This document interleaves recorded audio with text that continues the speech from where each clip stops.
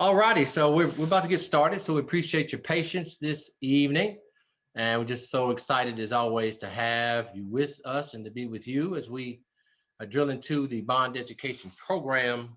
Uh, I call it things, right? There's so many different things in the bond education program, and we've been blessed by amazing instructors. So this class is not the last class, but it's the end of a first part of a series of classes that will hopefully not drain you, if you will, to learning online. Learn online is something different. So we're just excited to be able to do this. So we're going to go ahead and get started. Go ahead, Ms. Janice, go ahead and start slide. On behalf of Joe Jackson, I want to welcome you this evening. Joe is our executive director. He'll be with us momentarily. And just want to welcome you on behalf of the U.S. DOT, Department of Transportation, OSTABU, and the amazing folks in Washington that really make this happen. And our amazing stakeholders, which there's some souls and spirits on the ground in the Nashville MSA that really, make this thing happen. They part the ways for us, and they support making sure that you guys are getting the best information as you can. So we just want to welcome you on behalf of our team. We're, of course, based out of Atlanta. We service Tennessee, Georgia, and South Carolina. And agenda this evening, we're going to talk about, a quick audit as we do. I'll be talking about, as we talked last time, the managing growth section, which we moved to this section to be able to talk about how do you do this. So get your notes ready, take some good notes, because the managing growth will help you. And I'll tell you in advance, some of you may know some of these things, you may have seen some of these things, but we always want to, in times when we look at our business, take a step back from it as opposed to working on and in your business. You probably heard that conversation.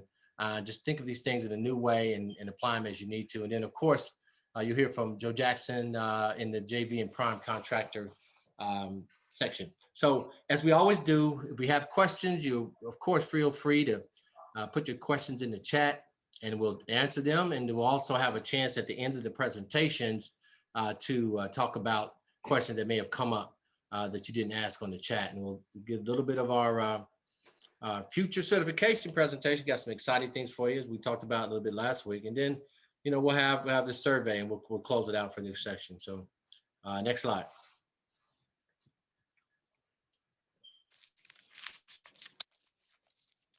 Managing growth, pitfalls to avoid and how to avoid them. Pitfalls to avoid and how to avoid them. So we're excited to be able to talk about this topic this evening. So it's quite a long presentation. We want to go ahead and get into it. Now, I will ask you this. If you have any questions, again, feel free, because this is a lot of information. And, if you miss questions, as we always do, we'll catch them at the end. If you miss at that point, just email us. We'll do the best as we can to follow up with you. Next slide.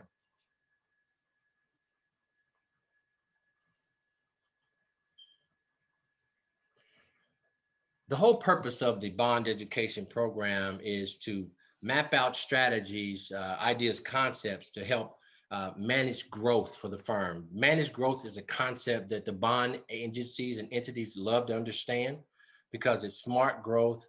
They understand it and they can be a part of that growth process. Some of the things that lead to failure in the whole process of growing is these couple of things. There's several others, but we'll share these couple of things with you this evening. Unrealistic growth. That's, when the market's hot, you jump in the market, that's, wow, you had some expectations that weren't met, or the market provides you opportunities that, when they say unrealistic, is the other side of that coin, is that it's unrealistic based on kind of where you are in your company, your finances, your relationship, subcontractor, and other things. Of course, weak performance is an issue. That'll obviously lead to failure. Not only your performance, but in the relationship you have with your subcontractors, which in this world, that's probably more that true than not, because we live and die by our relationships. And if a contractor or subcontractor is supposed to be a viable part of a project and they don't perform, that's going to impact particularly if you're a second or third tier and someone doesn't perform. So that's obviously a thing. Continuity issues, that we'll talk a little bit about that. That's clear. Accounting issues, we had a great section on accounting, but if the numbers aren't right, if it doesn't add up, and that's always an issue. And of course, management, transition of management, how managers do and how the team talks about it. And of course, there are other factors. Next slide. So we talked about unrealistic growth. As I said earlier, the change in type of work performed. That could be particularly with some lessons learned that I've heard over the years that particularly firms that just receive a bond. That means they can do more work, and sometimes the prime and other communities look at that as an opportunity to increase your project participation. Well, if you're a drywall contractor, right?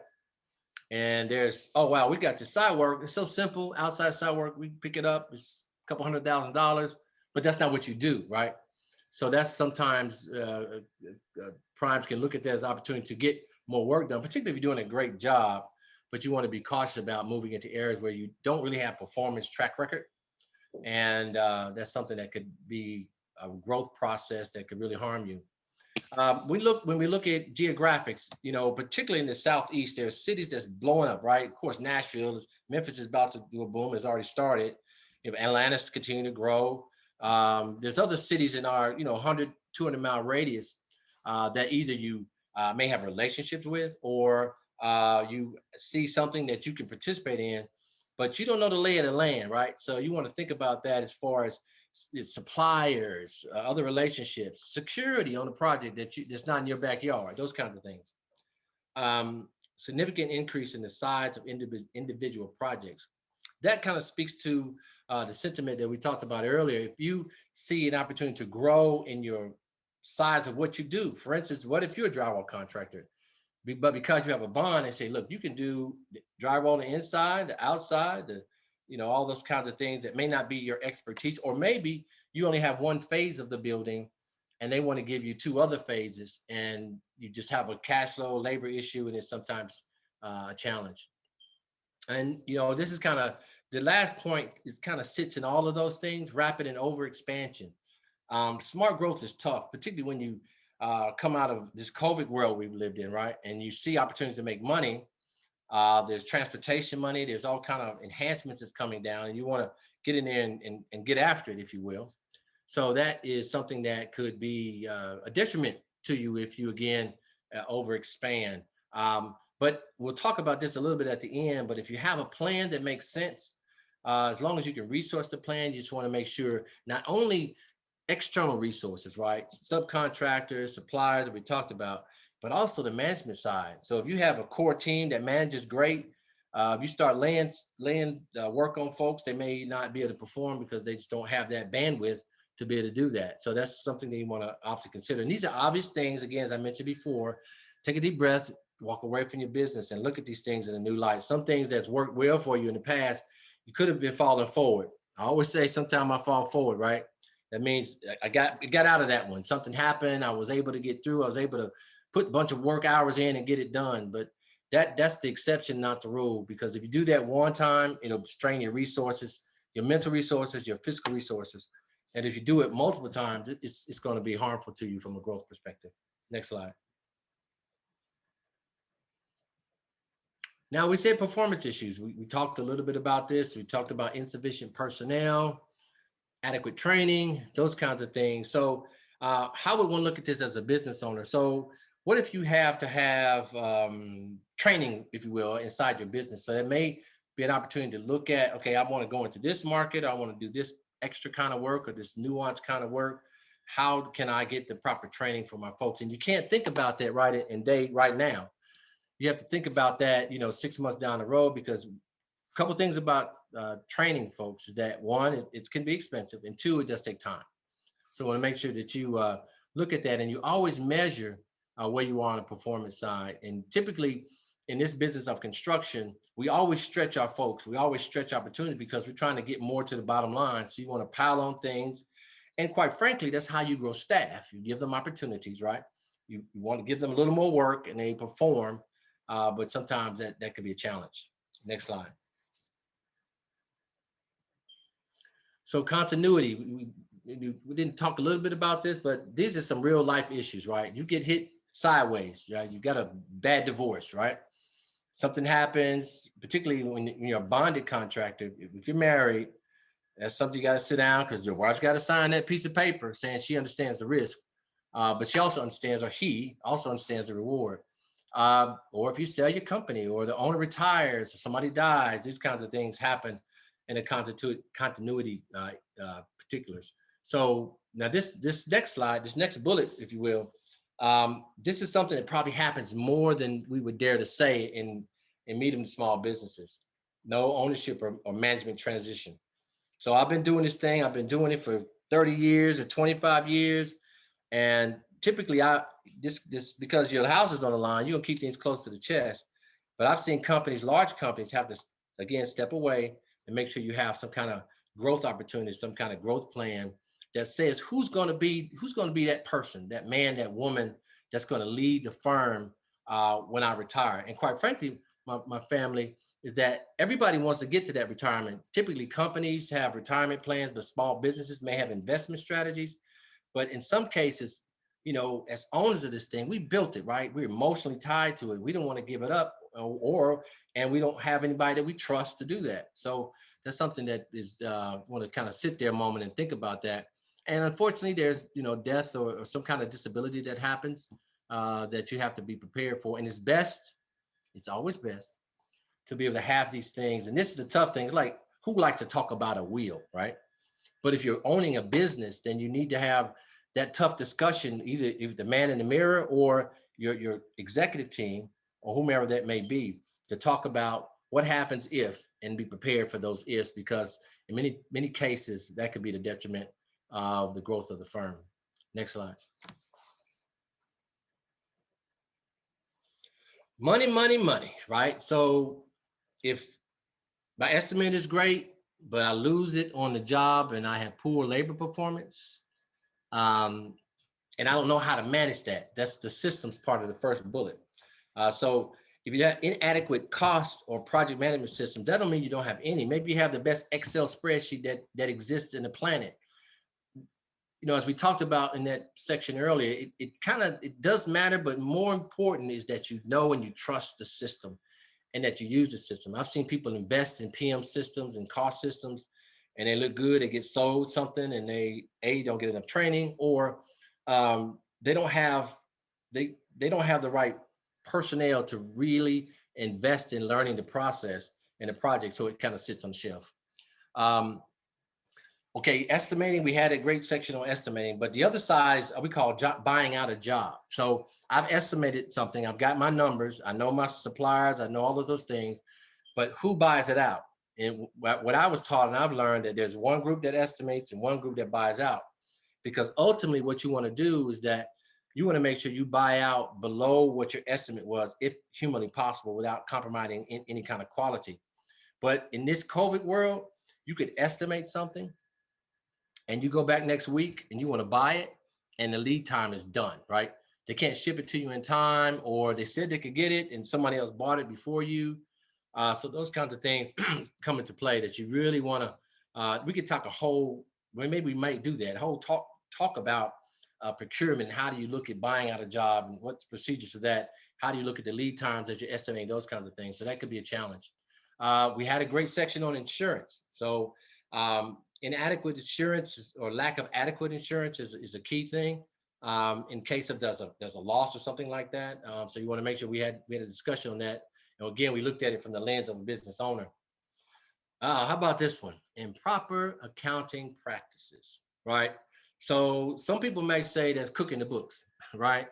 But maybe it's not intentionally cooking the books. Maybe you just got busy this week and you didn't write down all the things you should have. Or perhaps maybe you don't have a good work breakdown structure or a cost accounting structure that tracks whatever you do in your project by numbers, typically spec numbers. So concrete is 300, right? Metal is 6 and roof is 7. So those kinds of things you have to be able to be real anal about, to making sure how you do it. If you have an accountant, then they would know all about these things at the bottom, this AICPA piece there. But more importantly, you want to make sure that you you keep the numbers where they need to be, particularly from one job to the next, because the toughest part about this construction world we live in is start to finish to start. So, right, you get an estimate, you start the job, everything goes well, you get to the point of the end and closing, as we say, putting in a box, but you get another job a couple of months before. So You take your best folks and put them on a new job, and then, you may not have a good transition. So that's something to consider when you begin to process that. And if that's you, that's okay. Been there many a time, many a night when I was the only one doing both. You just got to be able to have enough siloed time on each effort, and not chief one because you like starting new projects. Nobody really likes putting projects in a box, right? But this is something that's definitely necessary. Next slide. We talked about management, right? So key staff leads the company. So you've got this person that's been with you for 10 years and they're great. And, somebody hired them from you, right? Or they move with an opportunity with their spouse or significant other, and they leave the company, but they have this wealth of information that you relied on them so much. So you just want to have that, at least an understanding of how to deal with that in a way that makes sense for you. We talked about training. Technical perspective is one thing, but when we have these policies, and many times people write policies and procedures manuals, you know what they do with them? They put them on the shelf, right? They get done, they clap, they're happy about it, and then they put them on the shelf and they start running things like they normally do. So a new person comes in and you say, do this way, but you got to dust that book off, right? Get them to sign the procedures and make them follow procedures, because that's what will make you money or lose you money if you don't have policies that make sense, particularly on the company-wide, from HR perspective, or operationally as well. Now, this personal thing, again, we talked about, what's particularly when you're growing a company, we want the best person to do all the great things, but we've got to make sure we train our staff evenly. But you and I know, right? We've got one or two folks on our team that no matter what you try to get them to do, they're good at this, not that, right? But the project may require that you do that. So you've got to be able, as a business owner, to make sure you take a step back and say, look, do I have the right intellectual property, human capital, to be able to look at these things and move them aggressively throughout the life of the project?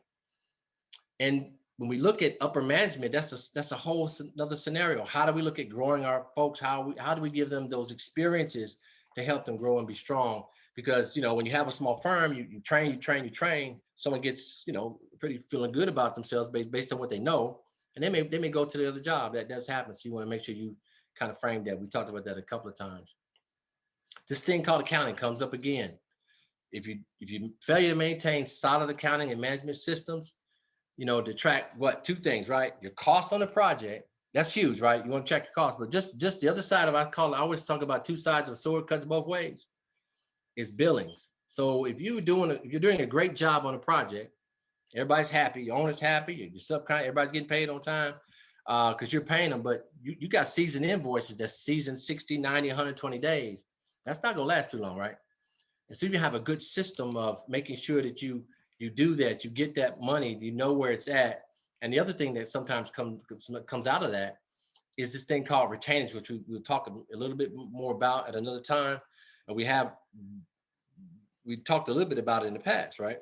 So on your project, sometimes retainage is 10%, sometimes you can get down to 15, but typically that's your profit. So if you wait 120 days for that, that's going to be something that impacts your bottom line, may impact your ability to go to the next job. So you want to make sure you have these systems in place. Now, of course, when you say systems, everybody thinks computers, because that's what we're in, this computer world. If you're not there yet, don't fret, right? Make sure that you know the system. Again, if it's Excel spreadsheet, or if it's any kind of other small system or some larger system that we've talked about, the key is to making sure you know that and you know how to track it, and make sure you know your money is at all times. Next slide. So these things, other factors, right? We talked a little bit about those throughout the presentation. This list could be long, right? But we're just going to focus on these things, right? Economic downturn. For those of us who lived through 08, I clap off to you, because 08 was tough, right? But when we got through 08, did we ever think about there'd be a pandemic, right? What's the next domino that's going to fall? And quite frankly, as we know, there's something else is going to come. A couple of years, something else is going to happen. So you got to be able to make sure that you do good when you can, and put as much as you can aside, and then make sure when things get down, if you will, that you're able to sustain that hit, if you will. Now, this second one is huge right now. I'll make it live for you. So if you're doing a drywall job or maybe some concrete, some mud, or specialty projects, some windows, some doors, special equipment, when you did your estimate, it was last month, right? Particularly if jobs are longer. So if you don't buy it out quickly and make sure you know what your terms are, cost goes way up right now. Metal is going crazy. And I remember back when the issue, the China thing was going crazy, when you couldn't get steel from the United States because they're getting from China. That was an issue because people couldn't get enough steel brought in. And I remember back when it was crazy, they were sending drywall trains down in Alabama where the drywall, where the gypsum factories are, just shipping them up the line to try to get as much materials on the ground. So um, just to drill into this a little bit more, make sure when we talked about relationships a little bit last class, a little bit after this one, it's significant because that's where you've got to spend some time that maybe you don't. Who supplies your metal? Do you send them Christmas cards? Are you connected with them? Now that may not totally cushion the hit, but trust me, I've gotten calls from folks I know says, Hebrew, man, I just got a note, drywall's going up 20% next month. So you buy all you can right now, or go tell your client, look, you don't want to get this cost increase, so let's buy this early. So those kinds of things will help you if you put them in play. Now, there's one thing we can't do anything about, right? Weather, particularly in Atlanta. It could be 30 degrees in the morning and 6 degrees in the afternoon. So you have delays, you have rain delays. So you want to make sure that you have tight clauses in your contract, and or you do an amazing job at documenting through the DCRs that we kind of talked about before, your daily construction reports, to make sure with the weather delay how it impacted you. Now, maybe it didn't impact the project, but again, going back to the thing we just talked about, maybe because there's weather delays, your truck was late, right? You want to install this tomorrow, but it's sitting somewhere on an icy road up north. Those kinds of things you got to consider. But again, what can we do about it? This is a function of being in this business. You got to be aware of it. You should have the weather channel on your phone. Get into practice of making sure you understand what's the 5-day forecast. How does it impact your schedule? If simple as this, let me make it live for you one more time. So you got a great job, and the day you're bringing the drywall in, it rains. You didn't think about the rain, or maybe you saw it but didn't worry about it, and the drywall got wet, you can't use it, right? Those kind of things that happens. It seems very simple, but trust me, nobody likes wet drywall.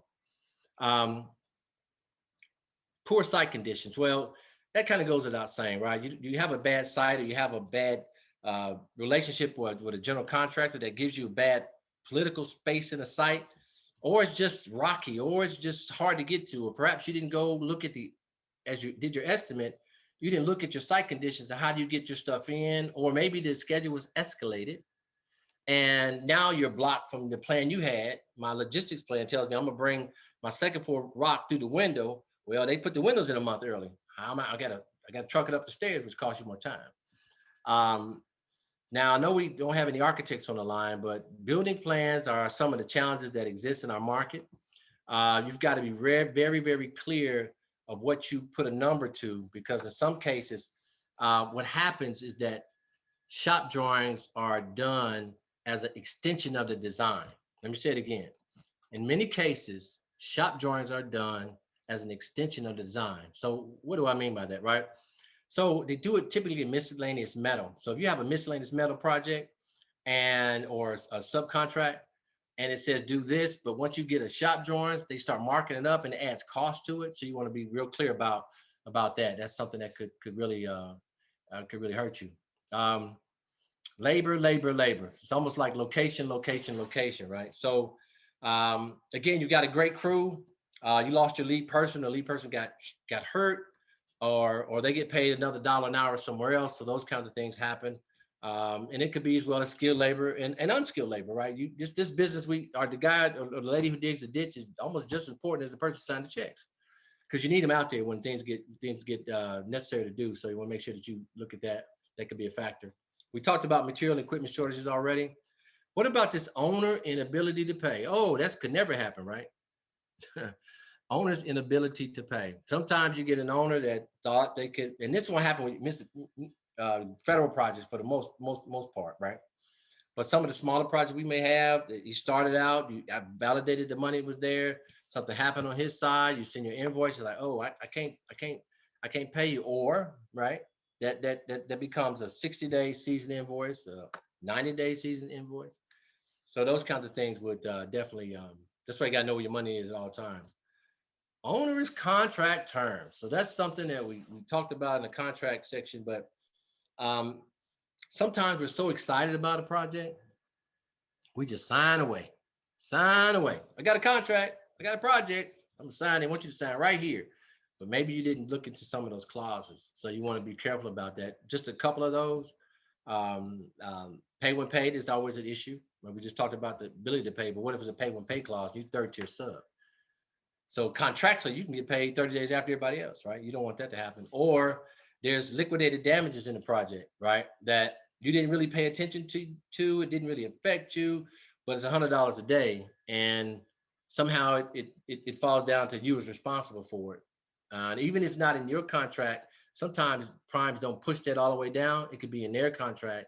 And that'd be a tough conversation with the prime and or owner. So you want to make sure that you look at those other factors. Next slide.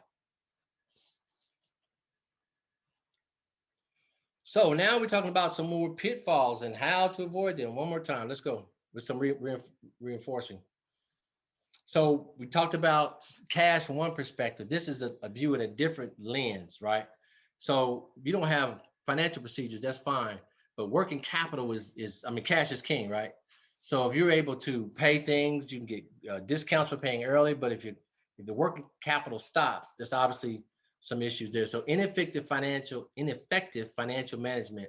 So again, take a step back from it and make sure that if you're that person that you know about your systems and you know about the underinsured issues that could hit you on the bottom line, and you talk about the access to capital. Many times when we start projects, we believe in all practical purposes, it should be paid for by the owner. But as subcontractors, and maybe the second tier again, many a times you're paying for that project out of your pocket, right? If I was with you, you'd probably be shaking your head, yes. Because you buy the stuff, right? You pay the people to put it in. Then you I got to get my money back. And that becomes a challenge because you got to get your money back to be able to go to the next level. So you want to always look at that. Next slide. Pitfall number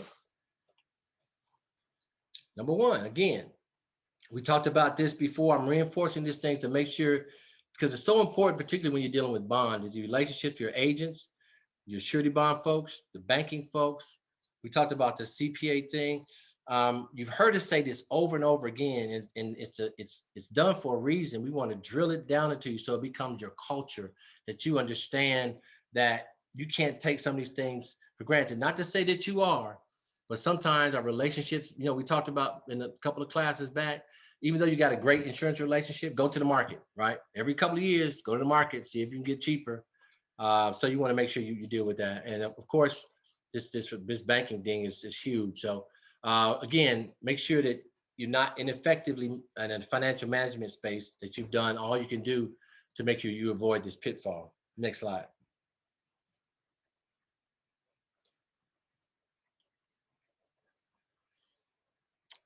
Now we could spend a whole series of classes on this one. And we're going to drill into it because we're going to ask, as we get into the second phase of this bond education program, we're going to start asking these questions, because and many times say, let me see a business plan. I say, oh, I don't have a business plan, or that's only for funding, right? Or I had one, but it's on the shelf, right? We'll deal with that question later on. I get it. Thank you so much. And but you don't have one. Maybe you had one, but you're just going from project to project to project. And because, as we talked about before, some opportunities came available to you that you hadn't had in your view, or perhaps you don't really have realistic goals and objectives because you just want to make money and get paid, right? We all do, right? But there's a process to that, and we're going to drill into the business plan conversation. I hope that you have business plans. Give me thumbs up. Anybody has business plan? Let me see it. Thumbs up. I have a business plan. I don't see any thumbs yet. But at any rate, if you do, great. If you don't, we should figure out how to make that happen. Even if it's not, the Coca-Cola kind of business plan, right? Even if it's not, 33 inches deep, that you've got a strategy that you evaluate every year that says, this year I made 2% on my money. Next year I want to get to 3%. How does that do? What impacts that 3%? What impacts the human capital issue? What's my relationship with my subs? All those things that we talked about are part and parcel of a business plan. So that would definitely be a pitfall if you don't have a comprehensive business plan. I have one, but there we go. That's right.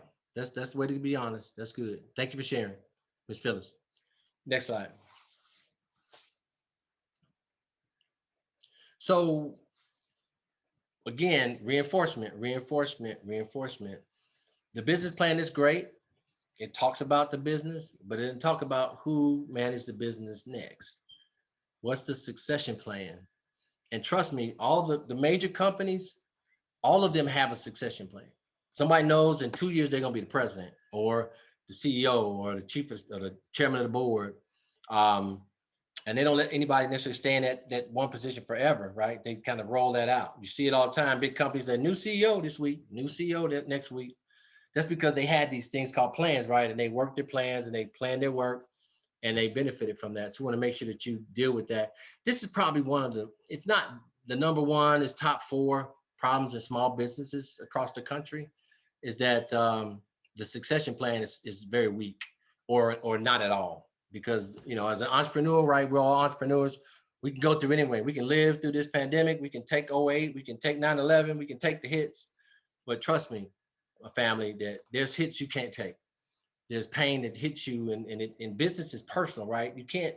It's a very thin line from I'm an entrepreneur and I own a construction company or a design company or an engineering company. But I have a family. I got 4 kids and 2 dogs and a house, and those things kind of merge together. So you want to kind of drill into that. This next slide is something that people typically start out with, because you want to have an HR policy and you can get all stuff off the internet. I have job descriptions, but the tough thing sometimes is fair compensation structure, because in some cases your competition makes more money than you do. They could pay higher. So you want to, you try to bank on the loyalty composition or compensation as an example, or you may find another way to get people paid throughout the process. But this is a tough one, and nobody doesn't like to get a raise, right? And I'm sure if you have people that work for you, the pandemic is over. Oh, you did your evaluations of last year. Oh, we survived. Where's the raises, right? Sometimes folks that work for us don't understand there is no raises this year.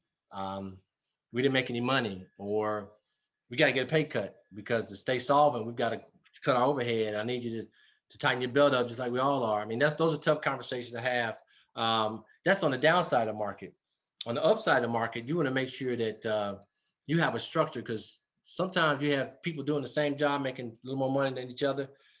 Do trust people talk. And that's one of the toughest things to deal with is people that are not satisfied in this space. So I'm sure you probably got some lessons learned for yourself in that space. Next slide. We talked about this a little bit. Unrealistic growth and overexpansion. So, we introduced that now. We're going to drill into it here. Once you get your bond, right, and you say if you have your bond, you kind of know what I'm talking about. Those that are going to get their bond, their first bond, the world opens up to them. You're at a different plateau in your business, and you can do more things because it tells on paper that you're financially strong. But you got to be careful about that. We talked about expanding too rapidly. We talked about the size of individual projects. Now, bond company will help you with that because you have your aggregate and your per project bond level, if you will. So you'll be able to do that. But before that, you just got to make some tough calls. And, family, I will tell you, sometimes the best decision you can say is no. Because if you want a project too bad and the numbers are too tight, or the market is too new, or the relationship is too new, or you don't know how you're going to get paid, sometimes those are the ones you say no to. And that's the toughest entrepreneurs, to say no to making money. But, you probably heard people say all money's not good money. But in some cases, you get into a project and end up being, instead of making 10%, you lost 20%. We probably all have projects that we remember. We don't want to say a lot about, but we remember those that hurt us.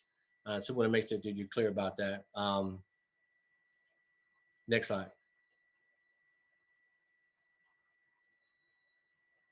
We talked about expansion and growth, consideration of a formation, and Joe Jackson's going to talk about this, but many of you are right here, right now. This part here is where you are because the way the government does projects, the way the cities and counties does projects, it's a CM at risk strategy. Now that's, I've been around a minute or two. CM at risk was a word nobody even knew 20 years ago, 15 years ago, maybe even 10 years ago in some spaces, right? Now it's almost the way business is done. So what does that mean? From a pure diversity perspective, if it says I'm doing CM at risk, that means that I'm going to not break my projects down because that makes me have more management time. It makes me too many moving parts. So projects will be larger. And sometimes the diversity strategies get lost in the sauce in that space because the risk is on the contractor, not the responsibility on the owner to make things happen. So we just want to make sure you're clear about that. So you're going to get some more joint venture later on, but some municipalities will not allow two minorities to joint venture, if you will. Some do, some don't. But you want to look at that and then look at if there's a way, particularly on the federal side. When we start, we had the procurement section, right? And we talked about all this wonderful work, all of your agencies that are in your MSA that share with you guys. Many of those projects are, some of them were small and it was great. We heard that, but some of them are large. And you want to definitely be able to leverage that. There's a lot of counsel in joint ventures. There's all kinds of agreements in place. But one thing for sure, in joint venture world, shotgun weddings don't work too long, right? They may be politically connected, maybe socially issues that may put some people together. But if you don't have a good working relationship and trust, it's going to be tough to make a JV work. And if you don't have those things, and typically at the beginning you may not, you got to be super anal about when do I get paid? How do we get distributions? Who handles the risk? Who has the bond? So we lose money on the project. Say a joint venture does a project, we made $100,000 this year, or $500,000 this year, or $1.5 million this year. We got a hit coming up, and we know everybody got to take a hit. Well, your joint venture company may be a $5, $10, $20 million company, and them taking a hit is a lot different from you taking a hit, right? So you got to look at that when you get into these relationships and understand, the risk reward scenario, because it can take you out.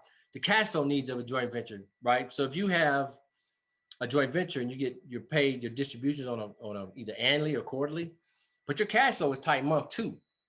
So you've got to kind of understand what that is and make sure that you have an agreement that works for you. Bottom line, it's about making sure the agreement works for you.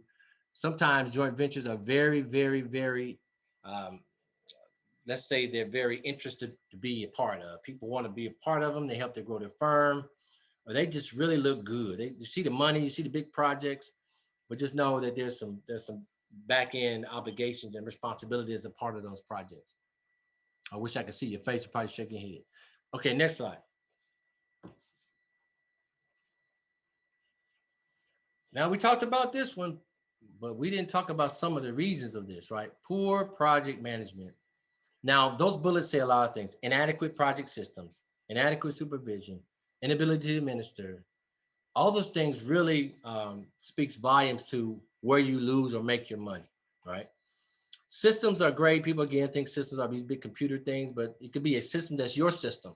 Again, maybe you have an Excel spreadsheet that has everybody in it, that has all your costs in it. If it works for you, that's fine. At some point, you're going to graduate from that. But I've known a company that they worked on that for 10 or 15 years until they were comfortable to move in an enterprise kind of system. Again, guys, I know you know some of this stuff, but again, if you're in the business, if you don't step away from it, sometimes you can trust someone a little bit too much, right, on a project, or they don't have the right supervision at the right time. Many times you have the right supervision, but when things happen, it's usually a bad time. So two things happen there. One, you may have a work product or quality product that drops. And then it impacts schedule, it impacts budget. And the other side is that somebody gets hurt. So you got to make sure you have on a safety side and a cost side and from a project management perspective.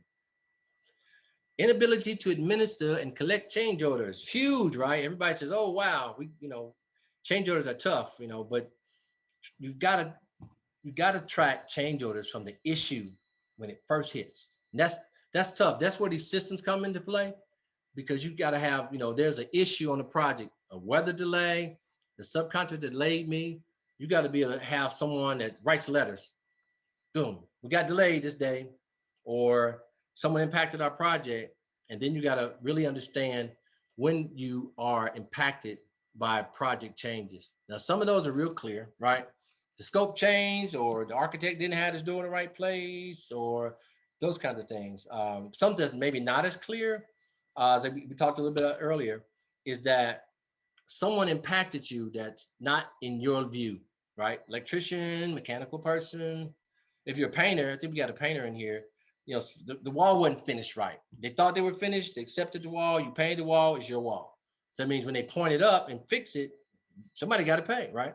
Or you have a special finish on a project, like we call it Zolatone. At the airport, we use granite in the jar. It looked like granite. You painted, you sprayed it with an air gun. But if the wall's not right, it don't matter what you spray on it, right? It's not going to be right. So somebody's got to pay for that. One or more contracts have a claim. So if you have multiple contracts, your issues become focused on what's the hottest issue, right? So you got to make sure that you're clear, that you try to get this thing called claims resolved quickly. One thing that happens in this space that I've seen happen is that it takes too long to get it done. So someone has a claim, you got to document it, but you didn't finish it, right? So you get to the end of the project, you got to claim about the first, second, third week or month of the project, but you haven't resolved the claim. Claim hadn't turned into a change order. You haven't billed for it. You think about the dominoes that have to fall for added work. So you want to make sure that you're clear that as quick as you can resolve these things. Let me take a step back. That's why insurance companies like to pay you quick. Some of them do, right? They'd rather pay you than talk about it. Same kind of thing, same kind of concept. You just want to make sure that you know what they are and know how to mitigate through them. The worst thing to do is leave things on the table because you got busy. I got it almost finished. It's good. I'm comfortable. I know what it is. We read on that, but you haven't done the administration side, and then becomes lacking when you're trying to invoice the project. Increase in backlog without adequate.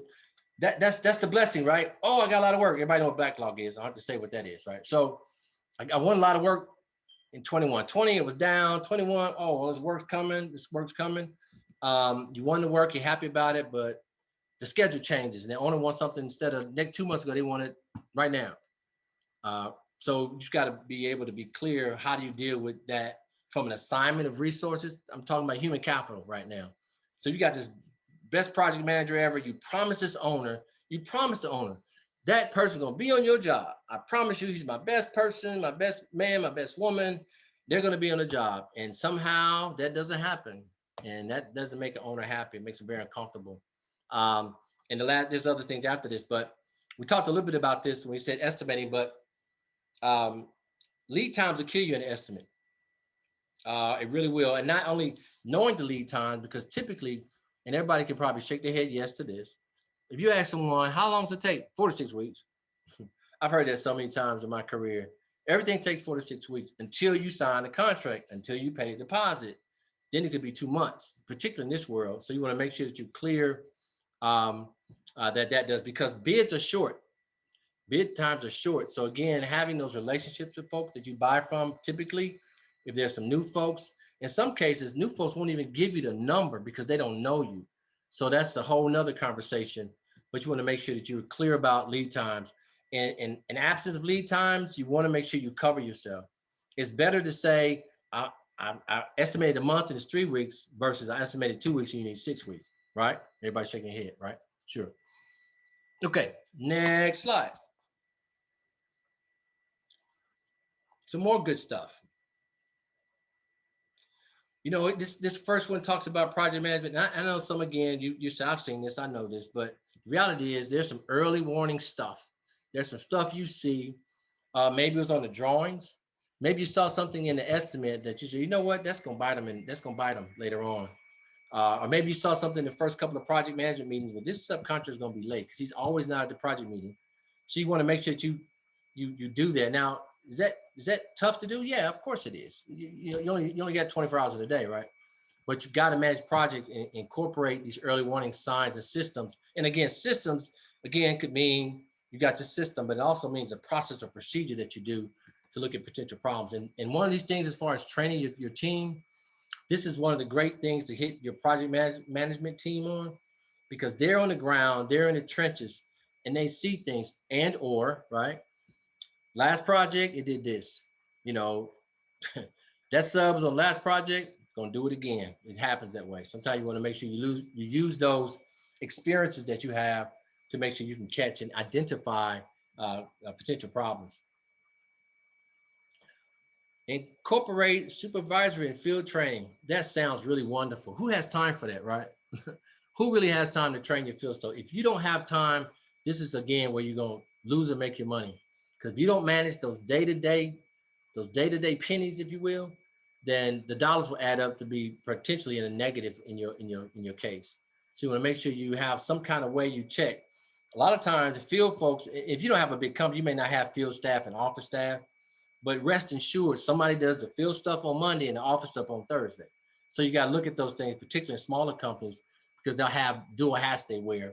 And the key thing is to make sure that if they had a hat on, do the work, right? You're in the office today, you got the hat on for that, do the work. And make sure you're not thinking about trying to solve a field problem while you're supposed to be doing change order management or invoicing, right? This is one that you probably get from big firms, right? Large firms, you want to participate on a project, they'll say, send out my quals, fill out my quals, fill out my quals. Do you ever do that to your subs? Most kinds you probably don't. And some of you may lose because they don't want to see all that. They don't want to see all that mess. But the reality is there's some kind of way that you can have a process to manage folks that come into your circle. And it says new here, and that's true. You want to make sure you know the new folks that come to the circle. You're going to need some new folks from time to time coming inside your contract execution space, but you want to make sure you have a formal process for talking about them and monitoring. But something that usually never happens on the sub is their performance, right? Because nowadays you get a sub on a job, you're so glad to have them, you want to hug them. But if they don't do a great job, is it better to have them or nobody? Of course, have them. But you want to make sure that there's a way to, from a team building perspective, that you have some kind of creative way to think about everybody's performance. And it could be a culture that you have in your company that whether you work for me or you work with me, we're all on the same team. We have the same project goals, blah, blah, blah, blah, blah. So those things kind of play well in that environment. Next slide.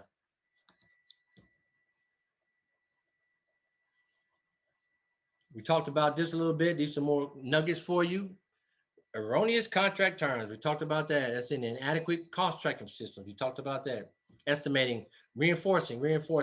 Revenues and margin decrease over time. Bam. How about that one? So what happens on a project? You have this owner. You've done business with them for a long time, and over time, you see, you're making less money. So it could be an issue with your field team. It could be an issue with the buyout of the project. It could be an issue that issue in that one project, but you got to make sure, and I'm sure you guys do this when you look at your P&Ls every month, you look at your project P&Ls, that's different than cost P&Ls. Every project should have a profit and loss statement, and sometimes call that an estimate or cost report, if you will. You want to make sure that you can track your labor. That'll help in that piece. Continued operating losses. We never have those, right? We never have continued operating losses. Of course we do. And sometimes, if you're an entrepreneur, I'm gonna get it on the next project. Oh, I'm gonna get it on the next project. But there's a point in time when the next project won't happen, or you're robbing project A to pay for project B. Bad business. We've all done that in some cases. If you hadn't, you hope you tell us the truth. But bottom line, sometimes you got to do what you got to do. But you want to be careful of those. Again, taking a couple of steps back and looking at, I love my business so much, but I lost money and I'm going to be okay. Well, maybe not, right? You want to look at those continued operating losses and look where the holes are. There's holes somewhere. Maybe it's in your systems. Maybe it's in your people. Maybe losing your material gets damaged when it gets on the site, it gets moved around, and you had to buy more. Maybe you didn't buy enough. Maybe you had to run the Home Depot 3 times instead of 1 time. Those little things, trust me, brothers and sisters, that those little things can sometimes, cut you where it hurts, because pennies add to dollars. Penny adds to dollars. Loss and reduction of bond capacity. Ooh, that could put a couple of nails in the coffin. So loss and reduction of bond capacity is a direct relationship to mismanaging the money or mismanaging the projects.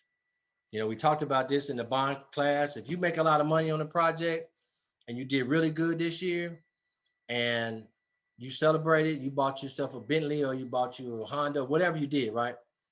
But the bond company's going to ask, I mentioned this a couple of times, where's the money? They want to know, if you make money, where is it? It goes back in the company that gets you the best bond piece. Or your EMR went up. That could be something the bond company says, you're risky. People getting hurt too much.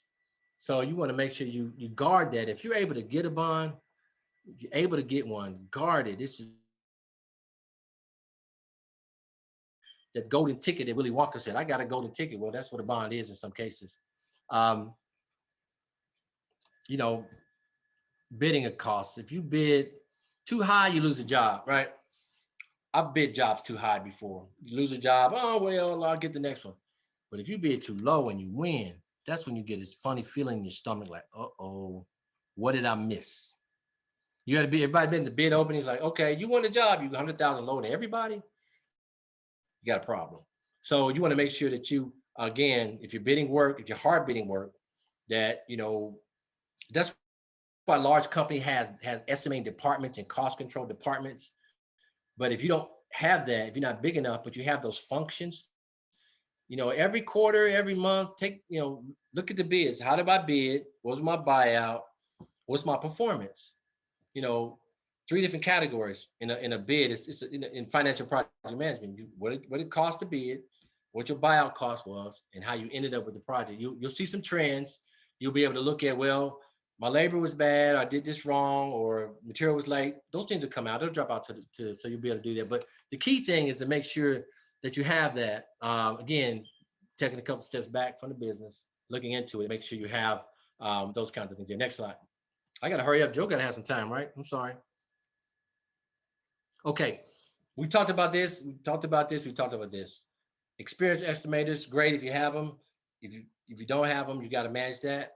Automation of cost control systems.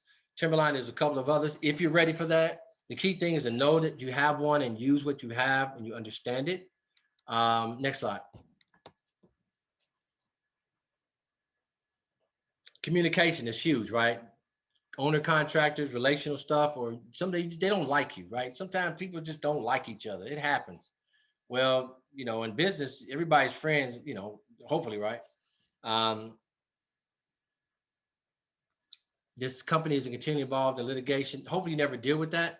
But if you do, don't ever let go of that. Make sure you resolve it to the end. It's kind of like those claims. Litigation, obviously, is a claim is not done and you're into litigation about an issue. But if you continue to be involved in that, continue, you're gonna have some issues, and somewhere it's probably dealing with communication. We talked about this a couple of different times, through communication between management and field. If you have these 2 offices, I did the estimate, I gave them to them, and then you're playing tennis, and that's not how you do a business. So make sure you have a good system of communication or some kind of way to some accountability in that, as far as that's concerned, particularly when you run in the race of a relay race like that our business could be. Estimate, boom, buyout is another leg, and then execution of the field is another leg. Well, where did the baton get dropped somewhere? Did we not talk about these things? Did you not know there's a long lead time item? Those kinds of things come into play. We talked about that before. Next slide. I'm almost done.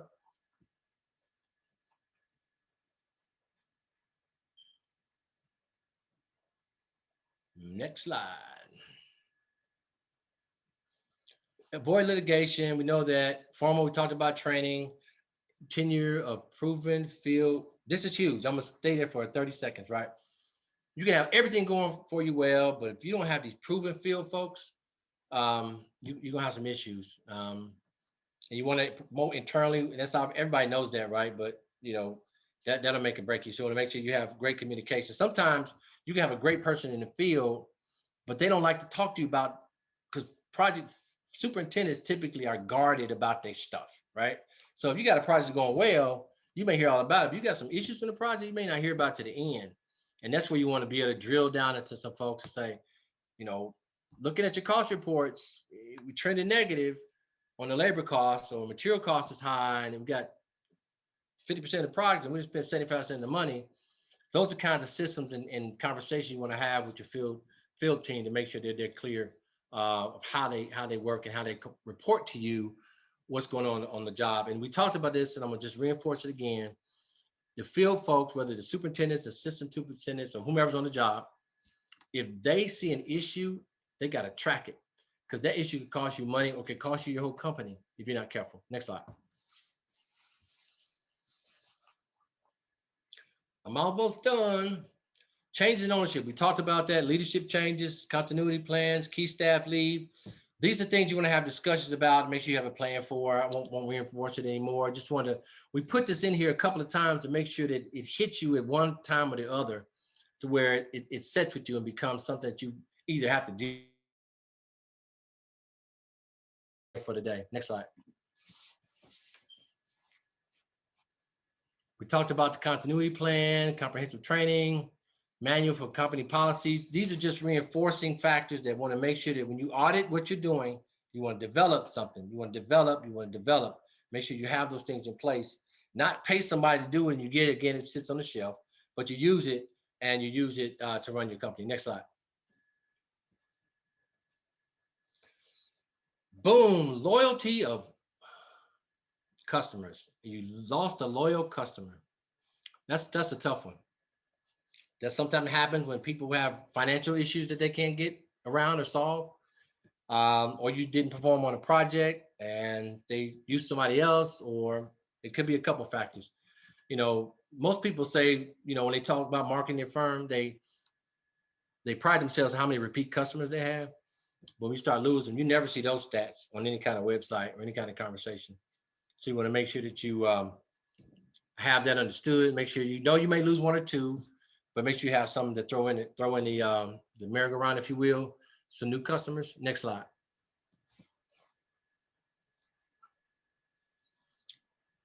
These are pretty self-explanatory. Be visible to customers, perform beyond. We know those things, right? Develop, nurture, culture, visionary. All those things are great. It's just about how, as a business owner, that you can put your vision. This is tough. How can you translate your business to all your team when they don't have to get up at night worrying about your bond or the bank or making payroll? They just want to get their check on Friday or Thursday whenever it hits. So this is something you want to drill in, because if you don't get these things right, your loyal customers will walk away, because they'll see the lack of performance. They'll see problems. They'll see conflicts on job between two team persons. They'll get there to hear about that. And again, nurture and create visionary leadership. Next slide. Oh, I know you're glad, right? Hebrew Dixon, that was way too much on a Thursday night, but hope it was beneficial for you. You can look at it later. Take a break and come back to us. I'll be the one who presents Mr. Jackson. Joe Jackson, Dr. Joe Jackson, is the executive director of the MSA SBTRC. He serves as president of Econ Consulting, a professional service firm. Econ provides management consulting service for clients in both the public and private sectors, service areas, deliver comprehensive business solutions to provide clients with business development, growth, profitability strategies to help achieve its economic and growth potential. He also serves as the president of the Greater Atlanta Economic Alliance.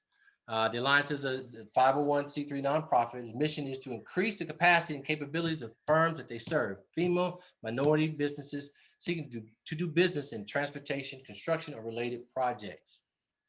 So as the project director, he oversees the center that covers, again, Georgia, South Carolina, and Tennessee. And without further conversation, Mr. Jackson, you have the mic. Thank you so much for being with us. Good. Thank you very much, Hebrew. And once again, I want to say good evening to everyone. And it's good to see that we're just completing the first phase of the bonding education program. If you remember, during the first session and during the kickoff, I welcome each and every one of you. And I wanted to make sure that you clearly understood that the bonding education program is a program that the US DOT has embarked upon over the last 12 years. And our center has had the privilege to serve as the SBTRC, and we have administered over 12 years worth of bonding education program. I want to make sure that each and every one of you, once again, are aware that this is just the first phase of the bonding education program. So I'm looking forward to working with each and every one of you and the rest of our team as we begin to embark upon the second phase of the bonding education program. And that phase will allow us to learn more about your business, and most importantly, to help you to design a prescriptive plan for your business to be successful. Remember, the bonding education program is not only to assist you in achieving a bond, but most importantly, as Hebrew just presented, one of our premier workshops on pitfalls and how to avoid them, we want to make sure that you are successful in managing a successful project. So once again, I want to say thank you to each and every one of you who have participated in all the classes, and you have been a part of the bonding education program, and we look forward to the rest of the program. So with that said and done, let's get started. You know, when Hebrew shared with me, next slide, you can start it up, please. When Hebrew shared with me that he wanted me to present on joint ventures and relationships following his pitfalls and how to avoid them, I think the continuity was right on time. So I heard Hebrew mention throughout his presentation over and over again, communication and relationships and relationships. I spend most of my time making sure that there's effective communication, that we're building mutual and beneficial relationships, and most importantly, mitigating risk, okay? So I normally like to measure my effectiveness on building relationships, effective communications, as opposed to having to always to waste my time, and I say that very lightly, in mitigating risk. So we want to make sure that as you guys have, hopefully you've developed a to-do list. During the workshops, we threw out a lot of information your way. I want to encourage each and every one of you as we get ready to transition to the next phase to take out a sheet of paper and to establish a to-do list. And some of the areas that you heard throughout the presentations, and those areas are very important to your business, and you see that those are areas where you can improve upon, make a to-do list. And as we have our one-on-one meetings with you, we will help you to develop those. So once again, we're going to get into relationships. Relationships are so key. I'm going to share with you best practices that I've seen over the years in this network and in this industry and in business as a whole. And also I'm going to share with you some of the things that I've seen companies do so well to win successfully. So often I discuss strategies to win in the government sector. The government sector is a billion-dollar, trillion-dollar industry. Next slide. So we're going to discuss those areas and those opportunities that not only you should focus on the billions and the trillions, but I want to once again share with you, if you focus on positioning and going after the right strategic relationships, this is an industry, in addition to the federal government, where you will be very successful. Next slide. So simply put, just some of the things we're going to focus on as it relates to building strategic relationships. You have to have a strategy, and it's a science, okay? You just can't go after it and basically go out there, you know, I guess so often people say you're going hunting, you know, with a shotgun or a pistol. You want to be very targeted in your relationships. So you want to develop new relationships. So often I see people who are always in their comfort zones and in the circles that they run with. And so often they fail to step out and to embark upon new relationships. And those are opportunities just waiting. Also, I see individuals, once they gain relationships and they have embarked upon great relationships, they do a very poor job of retaining existing relationships. Just like any relationships, whether if you're married or if you're dating, you have to continue to put your valuable resources and time into the relationships to retain those relationships. Also, you want to make sure that as you identify relationships, you want to go where the fish are biting. So often businesses, DBEs will call me and ask me, where are the opportunities? I will ask them, so often I'll ask, how many pre-bids have you attended? And very few are attending pre-bids. Now, given the current COVID situation we are in, unfortunately, I would love to be face-to-face with each and every one of you and see all of your beautiful faces. But unfortunately, this has become, a normal. I'm not calling it the new normal. Hopefully we'll be over this deal.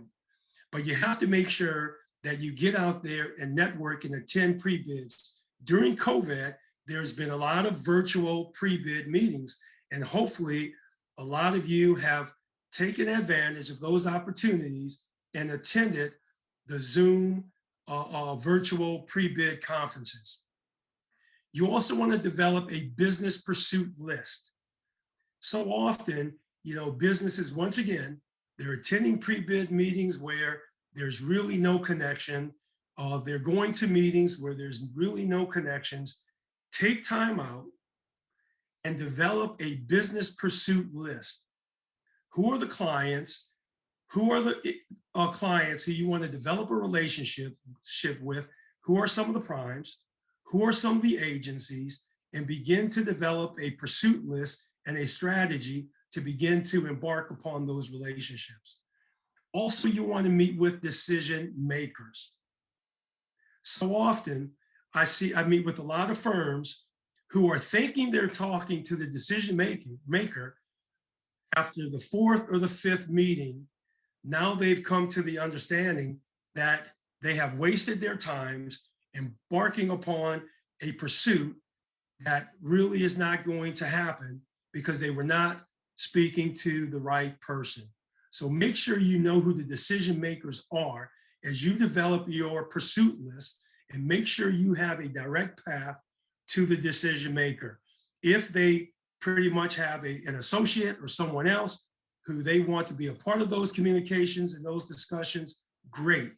But make sure that you target the decision makers. So often I tell people, make sure that they network for their net worth. At the end of the day, it's all about business. It's about relationships and it's about business.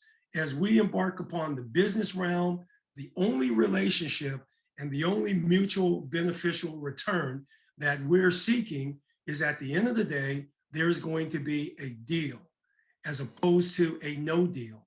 But you as the CEO, you need to know, as you develop your pursuit list, as you embark upon identifying who the decision makers are, you want to know that you're embarking upon a good deal as opposed to wasting your time going down the path of a no deal. Our time is very valuable. Also, I want to make sure I share with you, please get involved with your industry. So often, a lot of firms are not connected in their industry. You have invested in your industry. You have a lot of great wealth of information that others want to learn from you. So make sure that you take time, identify your trade that you're in, what is it that you do best, and make sure that you partner and identify the correct trade organizations that will help you to win professionally and within your industry. And make sure, I want to share with you, every single one of the trade industries may not look like you. The individuals may not look like you.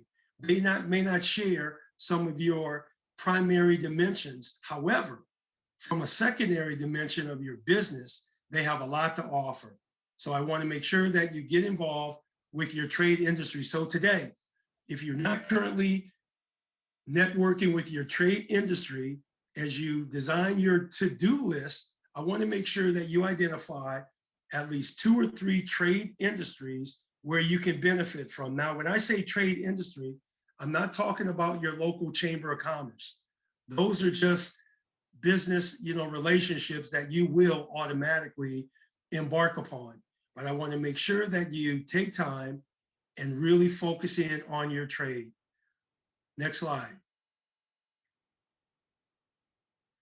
What's so great about strategic relationships in our industry is that you clearly need to have a strategy as it relates to your business relationships.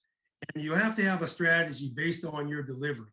So as you're looking at a project and as you're embarking upon a relationship, you have to determine, is this a prime contractor opportunity where you have an opportunity to go at it as the prime contractor? And if it is, you need to develop your business to go and make sure you've done all your due diligence to be ready to participate and to deliver as a prime, if that's the type of project you're going after. Also, we want to, Hebrews mentioned during the pitfalls over and over again, teaming and joint venturing opportunities. For DBE firms, the joint venture opportunities is the greatest opportunity that will help your business to grow to scale. Now that you have been a subcontractor or you have been in your trades, now you have learned to do your trade exceptionally well. Now you deserve an opportunity to take the next step and basically begin to manage the work. So as you begin to embark upon joint venture opportunities, not only are you looking to embark upon a joint venture opportunity with the prime or a general contractor just to do the work, but you're also looking to embark upon your joint venture opportunities to begin to manage the work. And that's where the dollars come in. Hebrew and I, for over 20 years, we've worked with a lot of firms, and we have watched firms to grow the scale at all levels. We've seen firms to go from subcontractors to joint ventures to the prime contractor. So if you're a subcontractor today, congratulations, you're doing exactly what you need to do to be the bedrock of this industry. So as a subcontractor, as you continue to also look for subcontracting opportunities with prime contractors, you want to make sure that you're speaking to the decision maker. You want to make sure you're able to sell your unique selling proposition. What is it that you do well? So often when I see DBE firms embarking upon relationships, when they meet a prime or when they identify a joint venture opportunity, and when the prime asks, what is it that you do? Unfortunately, it hurts me to hear the responses that so often is a major pitfall. And so often that response is, what is it that you want me to do? I can do everything. Yeah, let's be really real, okay? You have invested your time as a subcontractor. You have invested your time in your trade. You have invested your time and your money in your business. So therefore, sell and do the things that you do extremely well. So when you're embarking upon a strategic relationship, you need to clearly begin to position. If you've identified an opportunity, you want to make sure that you position yourself to win. So as you identify an opportunity, are you going to win as a subcontractor? There's nothing wrong with that. Have you identified a potential joint venture opportunities? You need to understand what that means, and we'll talk about that in a minute. Or now that you've obtained your bond, you need to understand what your bond limit is, and you need to make sure you manage that successful project, because that bond is your lifeline. And as you build your capacity and your capabilities, you will continue to grow organically. So as you're going after it as a prime, make sure it's something that you do extremely well. Next slide. Hebrew mentioned earlier the construction manager at risk, which is only one delivery. One thing I want to make sure that you clearly understand as you embark upon business development opportunities and relationships, you want to know clearly how the customer buys your services. You also want to know what is the delivery method of that project. And I'm going to tell you why. It's so important because each and every one of the 5 that are listed that I will go through shortly, each and every one of them takes on a different component. And that component may involve more risk than the other. So today, the various delivery methods are design, bid, build. I'm sure several of you are familiar with that delivery. The next one we'll discuss is the construction manager at risk, or known as the CMR. That's when an owner will go after a large prime contractor and have that prime contractor to bid on that massive, today, hundreds of millions or billion-dollar projects, and they will develop a guaranteed maximum price for that project.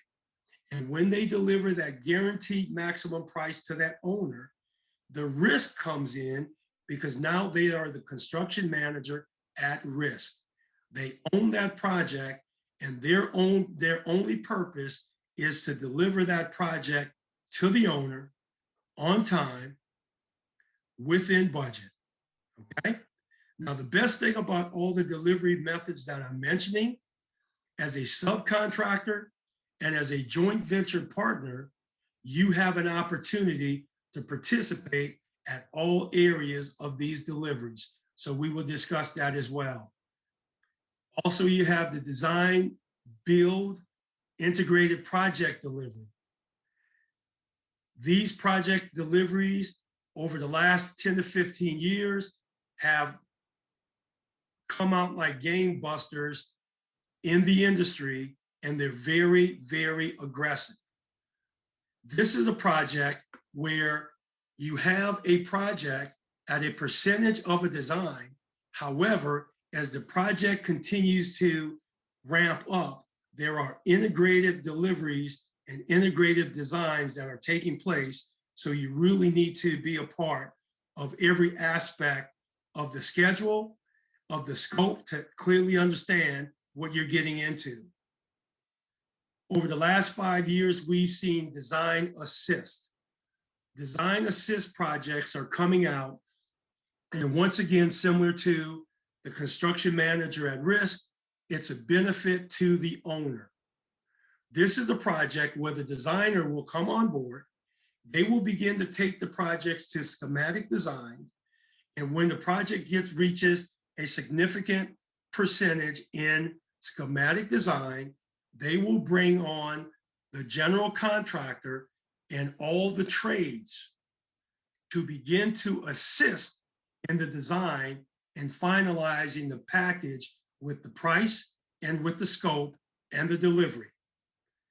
Over the last 5 years, I've seen a lot of trade contractors in the mechanical, the MEP, in the drywall, in flooring, to be a part of the design assist, where the design team will work with the general contractor, and they will also work with the trades to help them to come on in, and as they've identified the schematic design, begin to finalize the documents. The benefit of this project is that as the design team and as the general contractor are finalizing their price, they're getting as close to the price that the owner is looking for, and they're getting as close to guaranteeing that price because everybody's on deck, okay? And most importantly, we've seen this, especially in transportation.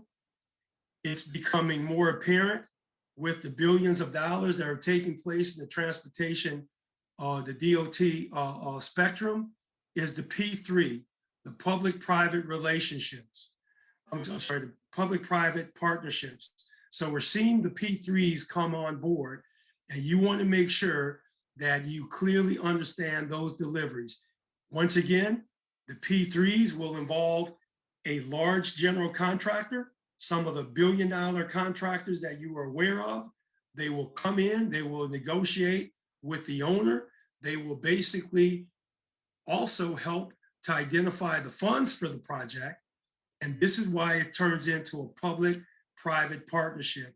The public agency, once they've reached an agreement, will turn it over to that private entity in that partnership to allow them to deliver the project. Once again, as I leave this slide and as we embark upon it over and over again, as you develop your to-do list and you identify what are some of the areas where you may be able to participate in these various delivery methods, I want you to really take a look at them and to make sure that you educate yourself and become aware with the components of each and every one of these deliveries. Next slide.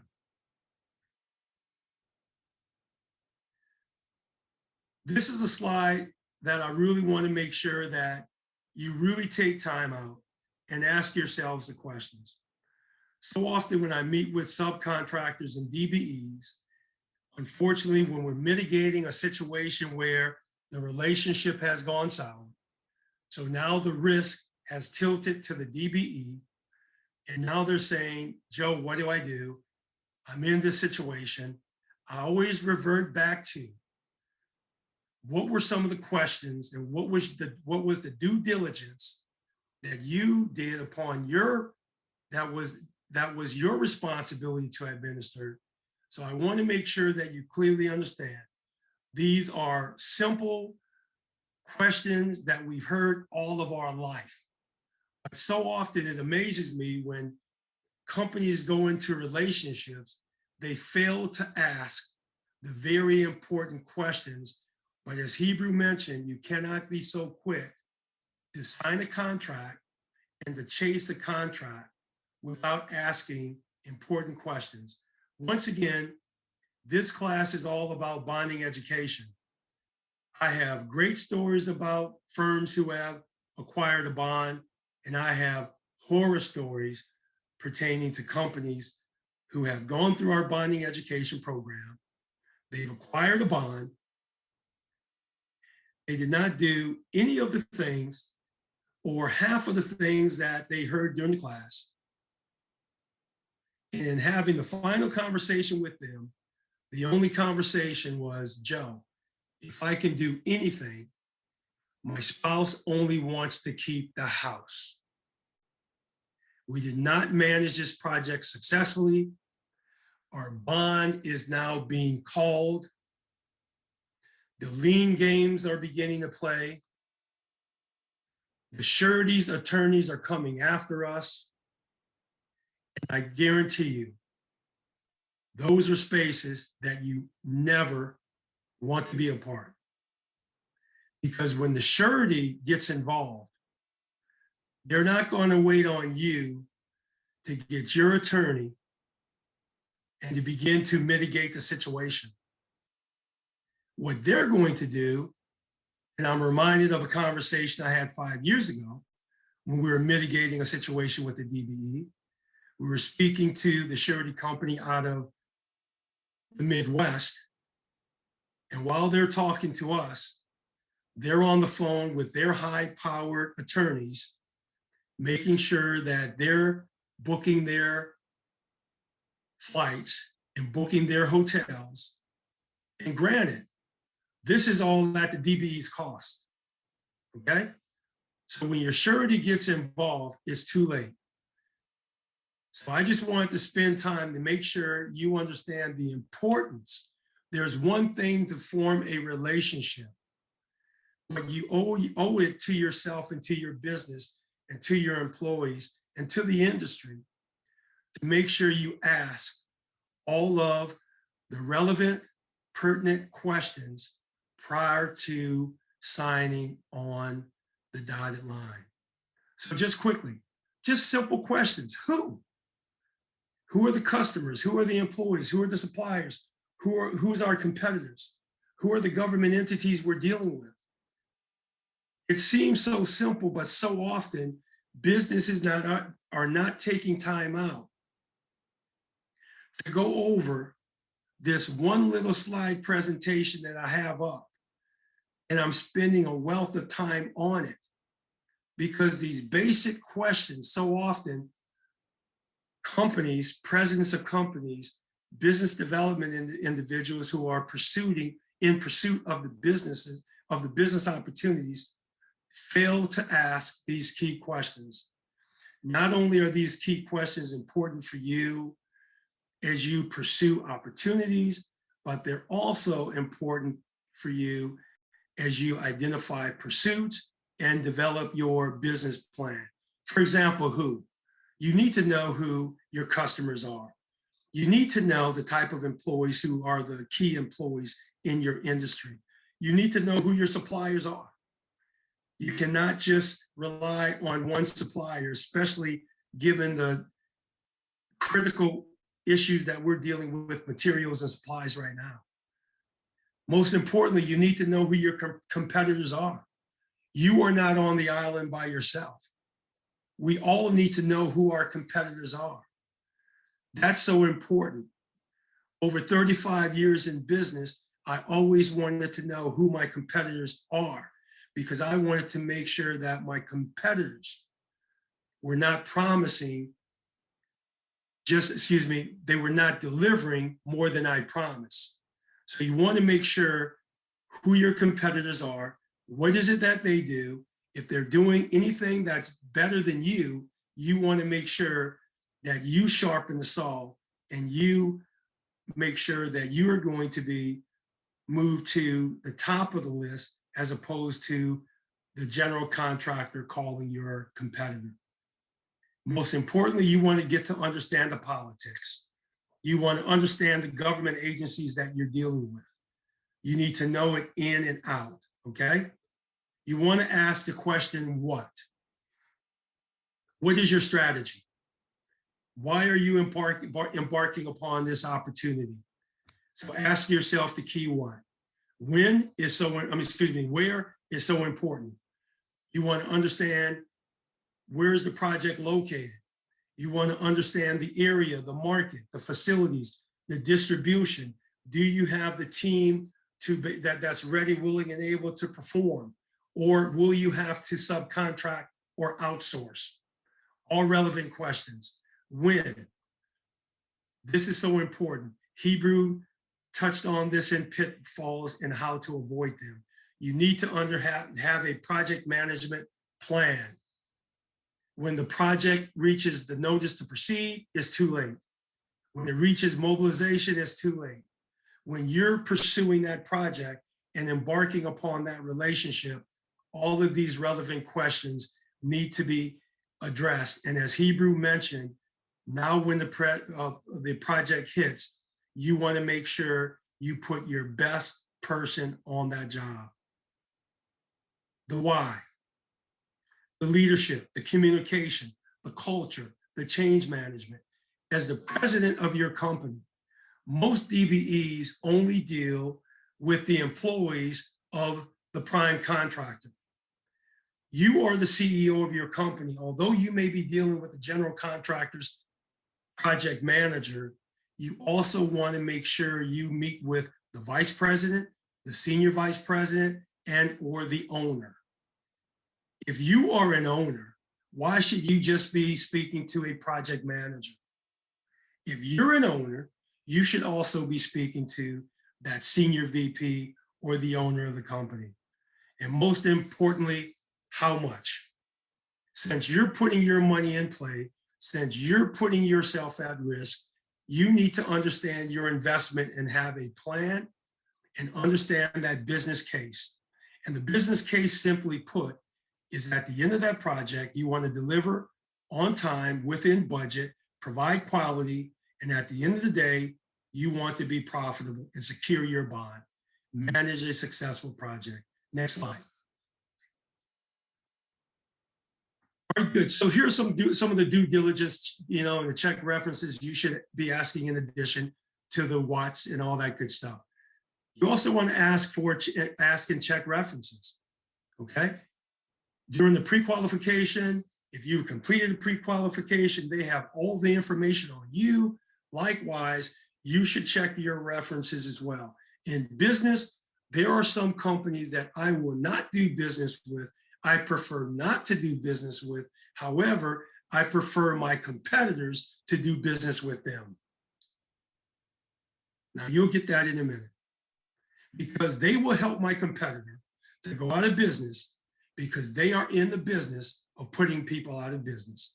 They don't communicate well, they don't form great relationships, and they only see you as a cog in the wheel, as opposed to a value proposition or a valued partner. So make sure you check your references as well. You want to see how well is it that the general contractor and their project managers and superintendents work with subcontractors. If you're a part of your trade industry, if you're a part of any network industry, you know better than me. We serve a small industry, people talk, they'll let you know. You want to also consult with your industry peers. This is why it's so important to be a part of your trade industry. You want to send out your own requests for proposals and bids as well. So often when you're shopping your prices, just don't take the first price you receive. Also, you want to send out your own information to make sure that the bids are adequate, the bids are competitive, and there are various ways you can do that. And once again, we'll be more than happy to share with you all of this information during the next session, because there's a wealth of information to share. We can only delve into it at the high level, but I'm going through this and I want you to basically, as you're developing your to-do list, jot down some of the things that you may not have focused on. And as we begin to have our one-on-one sessions and help you to develop your prescriptive plan, we will develop it. And once again, build a network of reliable sources. You want to make sure your network is reliable and dependable. Okay, next slide.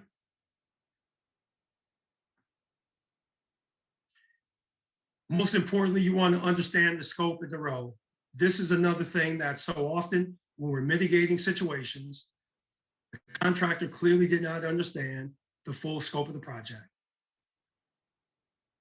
I get so tired of dealing with lump sum or unit prices. You should have known that at the time of the pursuit and at the time you submitted the bid. Now that it's time to submit your invoices, I have DBEs calling and say, well, I submitted a lump sum. Now they want unit prices. They're two different worlds. So now if the owner is asking for unit prices and you supplied a lump sum, there was poor communication. You did not clearly understand the scope of the schedule. You did not understand the quantities and everything that went into making a contract enforceable, because a contract is not enforceable unless it tells you the terms and conditions as it relates to the lump sum or the unit prices, everything that's associated with the pricing. If you don't have a clear pricing going into a contract, you don't have a contract. It's an unenforceable contract. Okay? Leaders do the right thing, managers do it the right way. You are the CEO of your company. You are the owner of your company. You have to do the right thing. Hire the right people and make sure they do it the right way. You have to train them. You have to delegate it. You have to give them the accountability to get it done. You have to make sure that you follow up to make sure it's being done. And that's another area I see with firms who grow their capacity and their capability. They've acquired a bond. They won a project because they were able to provide the $1 million or $2 million bond. Now they're happy and they take a step back. As the leader of your company with your bond on the line, number one, manage a successful project. As you manage a successful project, we will never have a conversation about bonding. That's why I always go into the bonding education program. And our whole goal is not only for you to acquire a bond, but most importantly, even if you do not acquire a bond, we want you to be able to manage a project successfully. So remember, As a leader, you do the right thing. As a leader, you get your employees and your managers to do it the right way. Set clear expectations. And this is so important in relationships. If you go into a relationship with unclear expectations, you're going to get exactly that, unclear results. So make sure that you set clear, definitive expectations. Also, as you're looking at understanding the scope and your role, ask for a site visit. Most projects today are offering site visits. You want to get out there. You want to touch the topography. You want to touch the land. You want to understand your demographics in the area of the projects where you will be working. You want to look to see if there's any unforeseen conditions. Some of the things I've seen DBEs to go out to a site visit, and the general contractor, the architect, or the owner totally missed something. And due to the fact that that subcontractor knows his or her trade better than anyone, they were able to bring it to their attention before the project started. And I'm telling you, now they are like gold. Every word that comes out of their mouth, the project manager, the general contractor, the designer, and the owner values. Make sure you review drawings. So often I see DBEs, they're only chasing the project. They don't even know where the project is at. They don't even know if they're in schematic designs. They don't even understand if there's construction documents. They fail to look at the drawings and the documents. As the owner of the company, you need to get very, very in tune to looking at the actual drawings and understanding where are the drawings at. Today, someone could throw out a project and it's in 30% schematic design. You're wasting your whole time helping them to value engineer their project, to price their job, and the project is probably 2 or 3 years out, but you think it's a real deal. If a project is in the early stages, you need to know that it's in the early stages. This may give you an opportunity to position yourself to be a valuable team member. But if they've already developed their team, and if the project is in the early stages of developing schematic design, you need to know and understand the role you're going to play and make sure that the role you play is going to give you the reward that you're seeking. Next slide.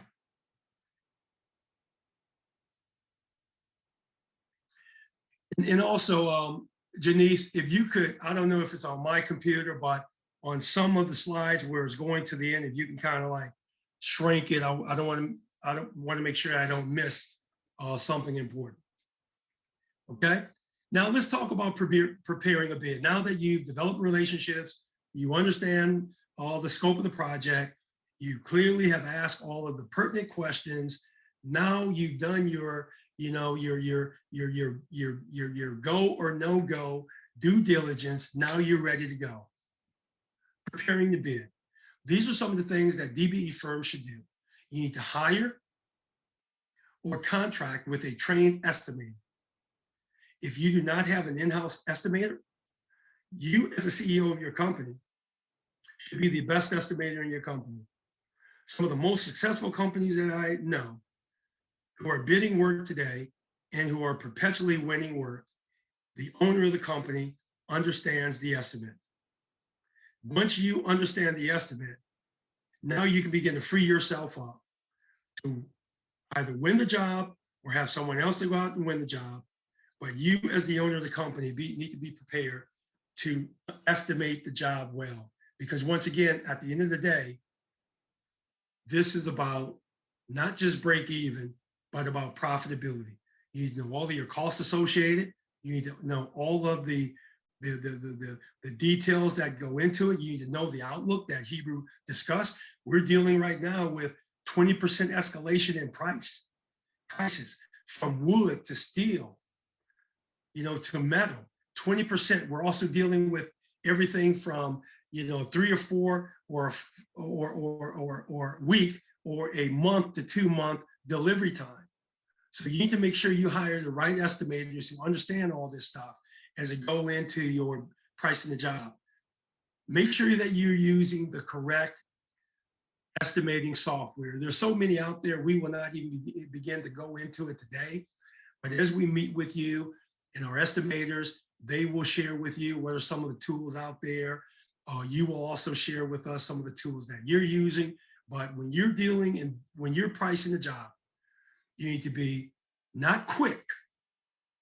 You need to be efficient. Two different things. Look them up. Quick will hurt you. Efficiency will help you. So you need to be responsive. You need to be efficient, and you need to make sure you have all of the sufficient information to build your bid and generate your bid. Check and double check your estimates. You know, Hebrew and I always laugh so often, you know, in the construction world, you need to measure twice and cut once, okay? Remember that. Measure twice and cut once. Clearly understand the final bid assembly. Make sure before you submit that bid, make sure you understand all of the pertinent details that go into pricing your job. Are they asking you for a lump sum? Are they asking you for unit pricing? Are they asking you if you're a part of the design assist to provide your pricing to help in the schematic design delivery as you're helping to develop the bid and to finalize the bid?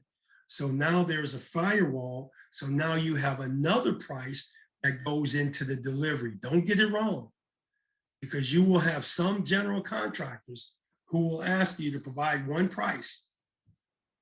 And when you get into all the assisting them, and before you're assisting them, you're thinking you're an architect because you're really into the blueprints, you're really into the specs.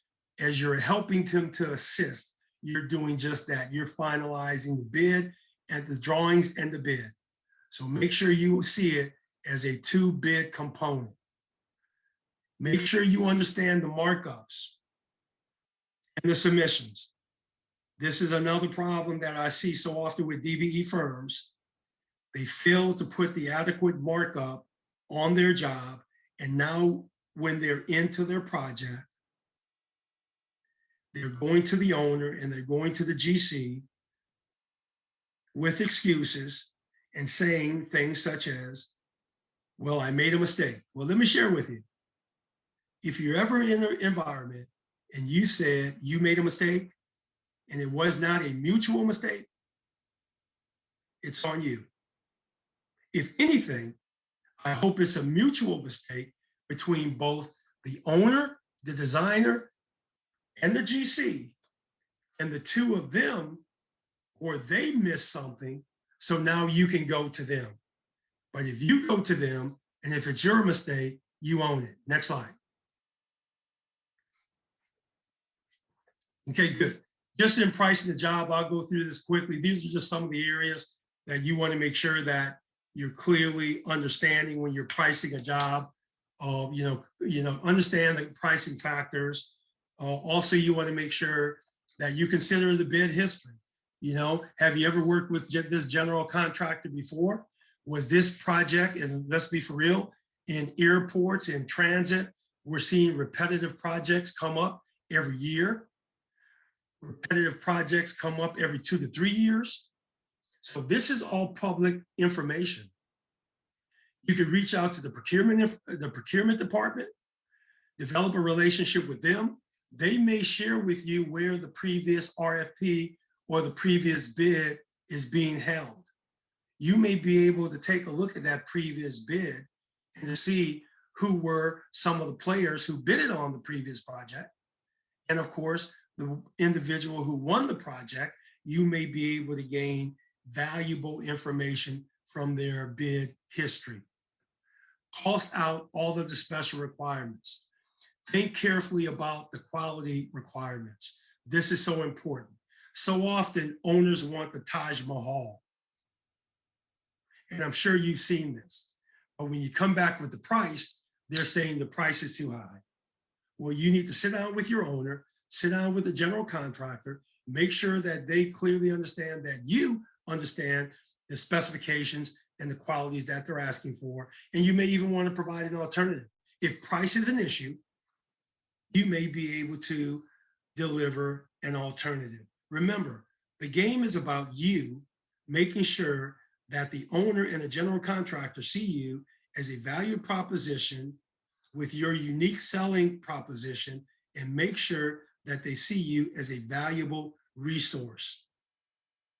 And then building a relationship and having effective communication, you're able to ask them, what's the real issue?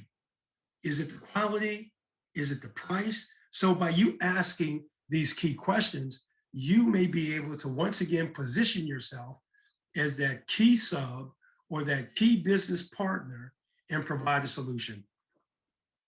Look at the factors in building the cost. Don't forget your overhead and profit. Here is another area where so often firms are so afraid to put that overhead and profit. At the end of the day, we're not in this to pay for someone's project. So often I look at contractors and sometimes I wonder, is it just a trophy they're chasing to say that I worked on someone's project? I one time had a contractor say that. He came to me and he was not profitable on the job. He was not even at break even, but he had the audacity to tell me he just wanted to work on this project. Please, we never want to hear that in our environment. Understand the cost of the business. Understand the cost of the business. Capital is not free. Understand your true cost. I would prefer that you lose the job based on your true cost as opposed to win the job and now you own the job and now your bond is on the line as well. So determine the true cost. You can no longer just factor in materials and labor. Now, the reason why I say this, you have a lot of general contractors, DBEs, and I'm going to turn down my volume because when I say this, I know I'm going to hear a lot of amens and I may even hear some foul language. But today, a lot of general contractors will only ask you to provide time and materials. They see you only as their labor force. Let someone else just be their labor force. Because what they're going to end up doing is managing your employees. And remember, your bond is on the line. So why would you take a bonded job, provide pretty much cost, time and materials, time and labor, or time or materials or labor, time, materials, same thing. And now someone's directing your people. And what happens if that project goes deep south? Nothing wrong with the south. I mean, underneath earth. What happens if that project goes to hell? You own it. Okay? What are the costs and the expenses? You need to factor everything in. You need to factor in your travel time, your gas time, your vehicle maintenance time. You would not believe how many trucks and cars, equipment that the DOT has paid for. Every year there's a new road project. How often are you guys seeing your top transportation highway contractors with brand new trucks, brand new equipment? Don't think they're paying for that for the owners. They're putting their cost in of their equipment, their materials, etc. The owners will pay for that in the cost. Those are true costs. Next slide. Now, I'm just going to touch on this quickly. And I remember you guys had the cost accounting class. She shared with you information. And when she spoke on the work in progress and the backlog, that's so important. Your surety bond agent, this is what they want to see. They will not even begin to go to the next level. And also, by the way, your commercial banker. They want to see what is your work in progress. And in looking at the columns in the work in progress, and Janice, if you could just blow it up for a second and just go from your left to the right, and we'll just look at it and touch on each column. But we will send you the work in progress. And if you currently do not have a work in progress, you need to begin to establish a work in progress with each and every one of your business units. Every one of your projects should be its own business unit.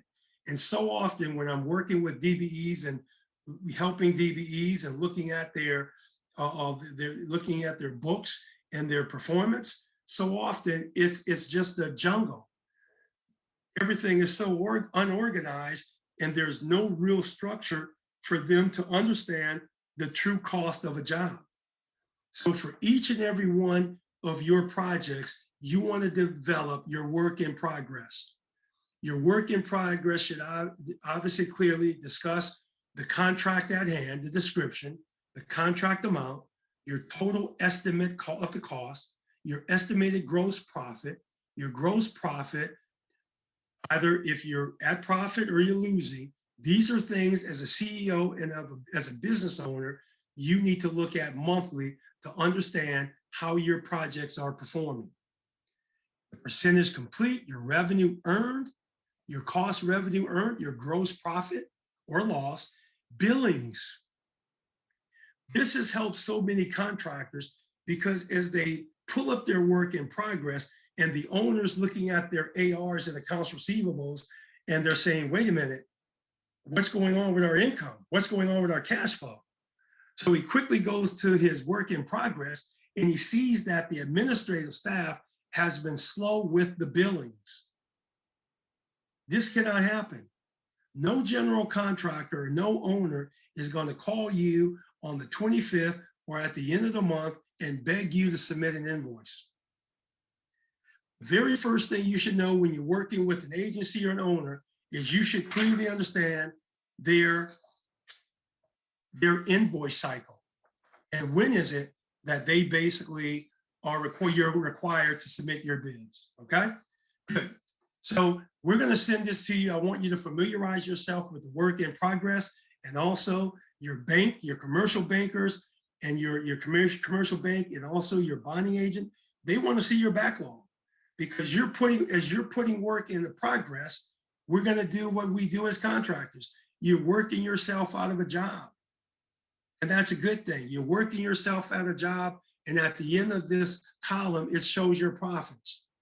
And you're going to be profitable because this work in progress will make you and allow you to make the pertinent decisions and changes during the project. So therefore, at the end of the day, you're going to be profitable. Next slide. As I said before, a contract's not a contract unless you put it in writing and it's enforceable.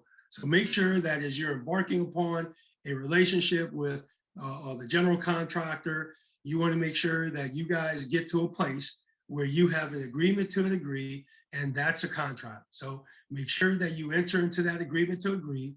You know, obviously you're building a relationship. I'm just not here to bring you coffee or to carry your shovel. I'm embarking upon this pursuit in the relationship with at the end of the day, for us to have an agreement to agree to go to business together. One thing that the Department of Transportation is requiring from a lot of the general contractors in their bid submissions, even in their qualifications, they're asking for an LOI and a letter of intent from DBEs. So if you're embarking upon a relationship, and if you know if that contract requires, the owner requires the GC to secure letter of intents as they're submitting their bids, and what that's going to do, the owner is saying, we have a DBE requirement, we have an MWBE requirement, we want to make sure that you basically go out and identify relationships with DBEs because if you are successful and awarded this contract, we want you to provide your participation with the DBE or MWBE firm. So today they're asking for LOIs, so you want to familiarize yourself with that. Sometimes they're going to ask for non-disclosure agreements, and you should, sometimes depending on the projects you're embarking upon, you need to protect your intellectual property as well. And at the end of the day, as I stated, we're all in this to get a contract at the end of the day. Next slide. Now we're going to move into quickly as we begin to sum it up. I'm just going to recap. Now that you've developed pursuits, strategies, you develop relationships, and we talked about strategies to win in the government sector. Absolutely. The government sector is a $400 billion annually, moving in towards $1 trillion industry. They buy everything. As it relates to your goal, you want to sell what is it that you do best. You don't want to be the DBE who sells everything, okay? If you're doing that, you're in a different business. Next slide. Okay. Once again, you want to identify who the top agencies are. We clearly understand that the DOT, and I'm going to share with you later the different websites that you need to familiarize yourself with for contracting opportunities. But the federal government spends, they buy our services, construction. Every one of the federal government agencies buy construction services. And the great thing about it, you don't have to leave your region. Every federal government, they're regionalized throughout the United States, okay? All right, they're in the mid-Atlantic, okay? They're in the Southeast, all right? They're in your region. Every region of the federal government, they have federal buildings and they have federal regions. Next slide. Okay, develop a target list with some of your key people. If you're not currently doing business with the airport, with transit, with the DOT, with schools, with various municipalities, and I'll get into Feds Biz Ops now, they've now changed their deal, so I'll share with that in a minute. But you want to look into, the SBA opportunities and other opportunities. You want to make sure that you seek opportunities in both, not just the government sector, but you also want to sharpen your skills and seek relationships in the private sector as well. Hospitals are booming right now. I'm working with many various healthcare organizations throughout the Southeast. Hospitals are booming. We do not have enough beds to take care of the population, and we found that out with the pandemic. It was no surprise. I've been dealing with the healthcare sector for the last 10 years. They knew they had to quickly ramp up and build hospitals. They were slow to do it. Various hospitals were already embarking upon it. But now, since the pandemic happened, trust me, the healthcare industry is taking on a different space when it comes to ramping up. But in dealing with the hospitals, there are some different certifications you need to have for construction. So as you go into different agencies and different sectors, you need to understand what are some of the different certifications. For example, hospitals is not a big onerous certification. What it deals with is dealing with a hazmat and dealing with a sterile and dealing with patients in that environment. So there's a certification that's called the ASCHE, ASCHE, okay? That's a certification where firms can go and acquire if you're going to be a contractor working at hospitals. So I want to make sure that you look at not just the government sector, but look at the healthcare sector as well. Identify and build relationships with the contracting officers. Okay. So often, once again, this is the decision makers. Your contracting officers, they know when the contracts are going to be let. They have the master plan for contracts that's coming down in 6 months, a year, 2 years, 3 years, 4 years, 5 years, okay? So build relationships, understand that target list, understand their master plan, and that's going to help you to begin to go after pursuits, because you may see a project that's coming down the pike in a year or 2 or 3 years, and you want to position yourself, and you may want to build a strategic relationship with an entity to begin to pursue that project. Okay, next slide.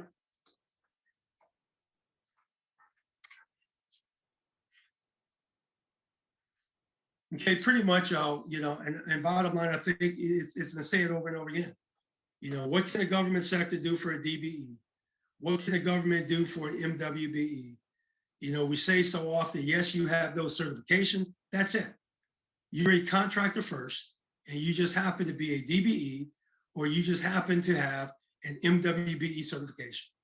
So agencies today, they require participation, and they're getting to a point, and we work with agencies all the time to make sure that they're strengthening their teeth in their MWBE language.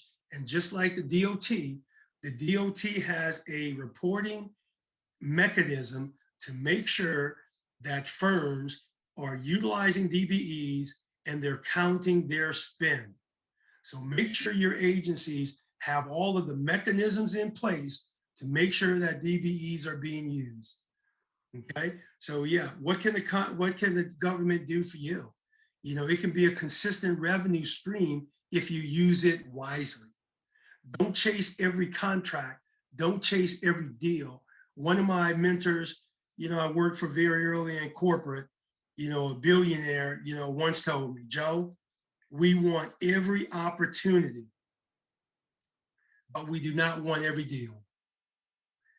That has stayed with me for over 35 years. I want to understand where the opportunities are, but every one may not be the right deal for me.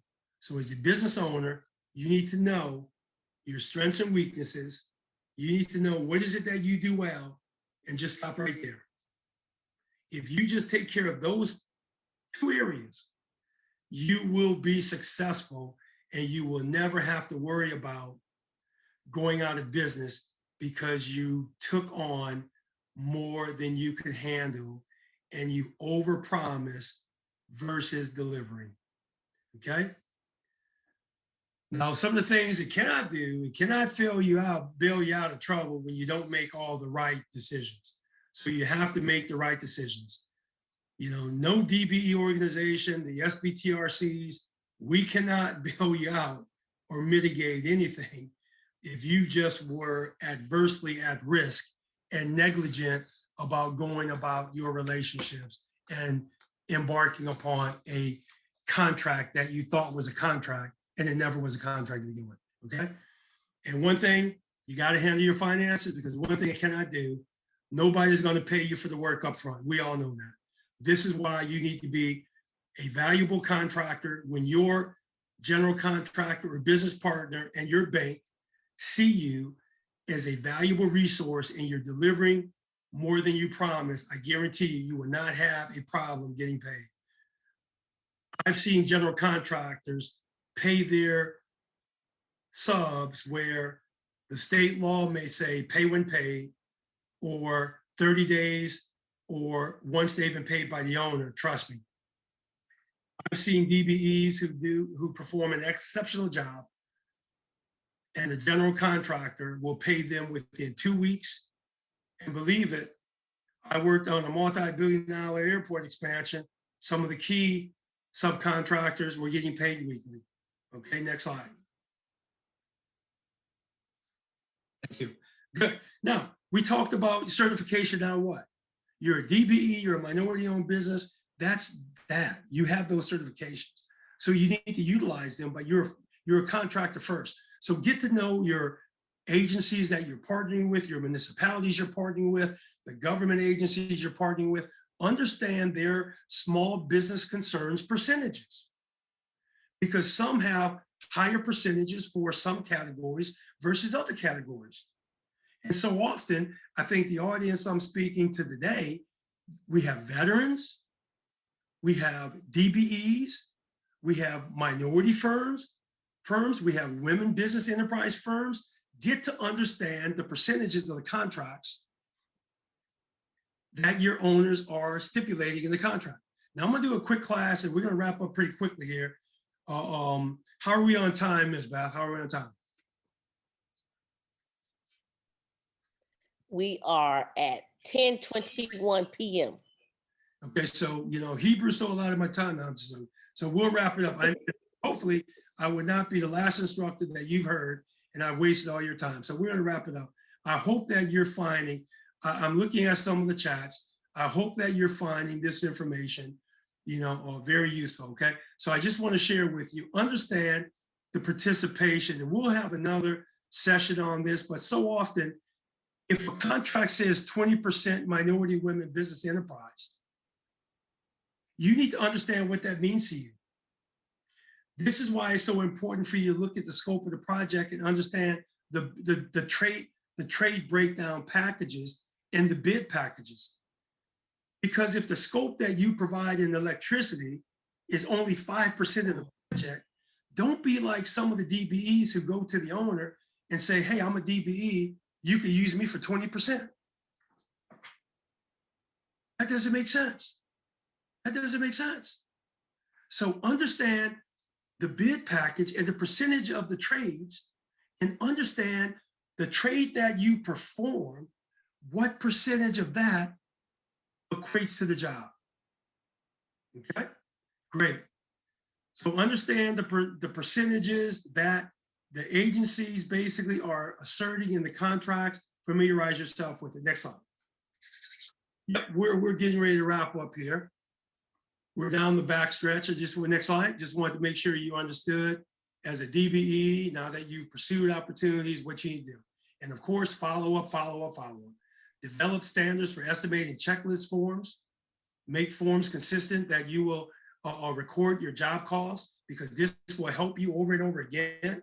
Because if you've had a like-kind similar job, remember estimating history, you have that readily available. So now you go to the owner and you're able to tell the owner, or you're able to tell the general contractor who's developing and working on this type of project for the first time, that this is a project that you've performed various like-kind projects. So once again, now you're a valuable resource. Maintain your files on all of your successful and also your unsuccessful bids. And also ask the procurement department or the agency or whoever awarded the project, if you were unsuccessful in winning your general contractor's contract or the agency's contract, always ask for a debrief. They'll share with you where you fell short. And if you have the right relationship, they'll be honest with you and you'll win the next job. Next slide. Okay. Business development is so important. I'm going to ask Ms. Beth to add the information. Thank you, Beth, in the chat room at this point in time. As you pursue, thank you, Beth. As you identify opportunities, you want to look at these opportunity portals: www.beta.sam.gov. Now this is the new Feds Biz Ops. All of the government agencies that we discussed, you can source your region and you can source your trade, and it will come up. You will see the GCs who are bidding it. You will also see your competitors who are bidding it. This right here, ladies and gentlemen, you're now fishing where the fish are biting. If you're doing anything else, if you're not going where the fish are, if you're not going where the people are who buy your services, you're wasting your time. Don't be the DBE who tries to sell somebody something that they're not buying. And of course, if you're not registered with SAMS, you want to make sure that you're registered with SAMS, System for Award Management. Because if you receive a federal contract, this is something that you must have. And of course, the USDOT, a shameless plug for us, you want to make sure that you go to the USDOT's procurement page, and they will provide the procurement of construction jobs in your region and throughout. Okay, next slide. Good. Once again, great. Well, thank you. Thank you very much, Janice. I didn't know if you were going to be able to add the information. Thank you very much. Here it is, once again, on your slide. Please visit the links, and Ms. Beth will send this information out to you. And this will help you to develop your business pursuit list and identify some of the primes and some of the subs as well. Next slide. Okay, good. Once again, all the good stuff that we've discussed tonight, it will help you to increase your active project list, to strategically win projects. You want to know your clients. Once again, you not only want to know the project manager or the superintendent, but you as a business owner, you also want to make sure that you take time out and the owners of the company know you as well. Next slide. Lastly, as we stated, you want to network. You want to join organizations and agencies and trade industries that you may not be familiar with. Next slide. On the next slide, we have a list of some of the agencies. Some of the agencies, you have AMAC, the Airport Minority Advisory Council, NAMAC, the National Association of Minority Contractors, NMSDC, a national organization, has a chapter in your area as well. You want to make sure that, next slide, please, Janice. Thank you. You want to make sure you familiarize yourself with some of these agencies. Some of these agencies, they cost. And when they cost, they have trade industry groups that basically will speak to what is it that you do. You want to be a part of ABC, American Associated Builder Contracts. You want to be a part of Associated General Contractors, AGC. You want to network with people who don't look like you, but guess what? You share a secondary dimension. You may not have a primary dimension. You may not be a part of the same race, but guess what? You're in the same industry. You may find that some of you went to the same school. You live in the same areas. You invest in the same trade. You invest in the same industry. So guess what? You are a part of them. So join your industry trade group. Once again, you want to partner with and understand the procurement departments.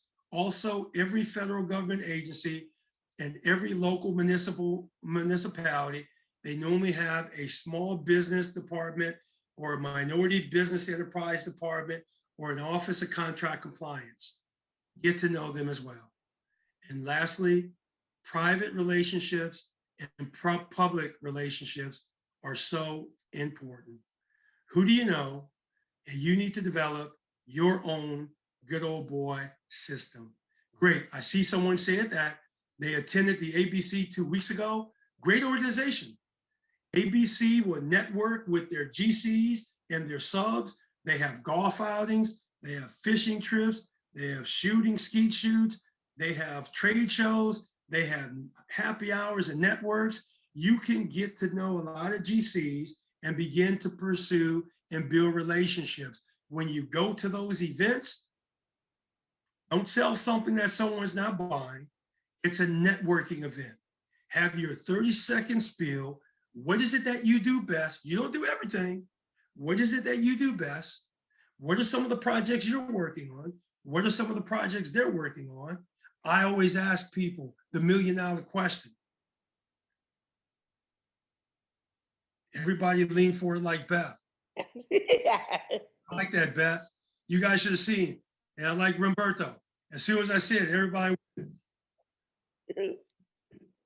like that, Roberto. $1 million question. You ready, Roberto? On the project. Yes, sir, I am. Yes, sir. On the project. What is your greatest headache or your greatest heartburn right now on your project? And if you had the magic wand and if you could fix it, and of course you do, what would you do differently? Now, of course, this is after you spoke to them and you met them and you guys are in a relationship zone and you guys are talking the same language, right? Now you want to ask them the $1 million question. What are some of the heartburns that you're feeling on this project? And if you could do it differently, what would you do? They'll share it with you. And then when they share it with you, you can say, you know what? I've been on a project similar to this before. Do me a favor. Give me an opportunity. I'll go back to my office. Give me a couple of days about what we discussed. and let's meet, and I want to see if I can be a resource to provide a solution. I have one business over and over again, just asking someone that $1 million question, because if they're honest with themselves, that's right. And if they value their project, they will answer. With that, next slide. I am done. My information is on the next slide, my contact information.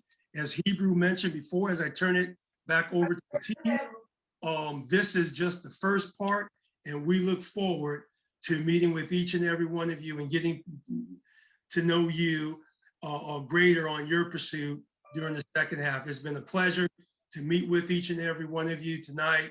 Enjoy the rest of the evening. I'll turn it over to Hebrew and Beth, and I want to say thank you very much to our USDOT team. You know, every one of you, if you can give them a silent applause, we can hear it now. If you can unmute your phone and just say thank you very much to all of our team members. Thank you for your presentation. Thank you. Very great presentation. Really appreciate Thank you very much. Great presentation. Thank you so much. Excellent. Next Thank slide. Turn it back over to you, Hebrew and Beth. Thank you very much. Next slide, Janice. And the questions do you guys have? Well, since it's getting late, I will be sending this presentation to you guys. Please. We have one question. Thank you. Great, thank you. And next slide. I have a quick question. Yes. Yeah, what's the implication for the minority certification when you have more than one business, especially for MBE or DBE? You know, maybe if you want to structure your business into more than one. So, and can you have DBE for more than one business that you own? Or can you build, maybe, how do you structure it if you have more than one business so that you keep all the certification for your businesses? Thank you for that question. And who posed the question, please? Yeah, my name is Emmanuel. Great, Emmanuel, I'll share this with you and we can take it offline and develop it later, but I want to share with you under your current DBE certification, you know, you can have probably, well, first of all, let me share this with you. You can have more than one NACE code, okay? If it touches concerns within the industry, and if the certifying agencies can validate that, yes, you are qualified with the license and the services and all of the relevant information, they will provide you your name of your company. They will also provide you with all of the pertinent NACE codes, okay? That's number one. Now, I heard you. Now, if you have a company that's a totally separate company, that has to take on a separate arm. And let me share with you something.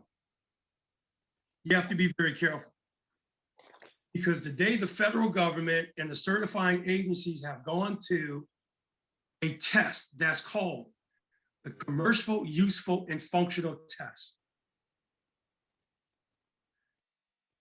They think commercial means that you're in business. Useful mean that your relevant job is useful to the project. Functional mean that you manage the project. I had a DBE who was in this situation. The certifying agency turned them down because they said,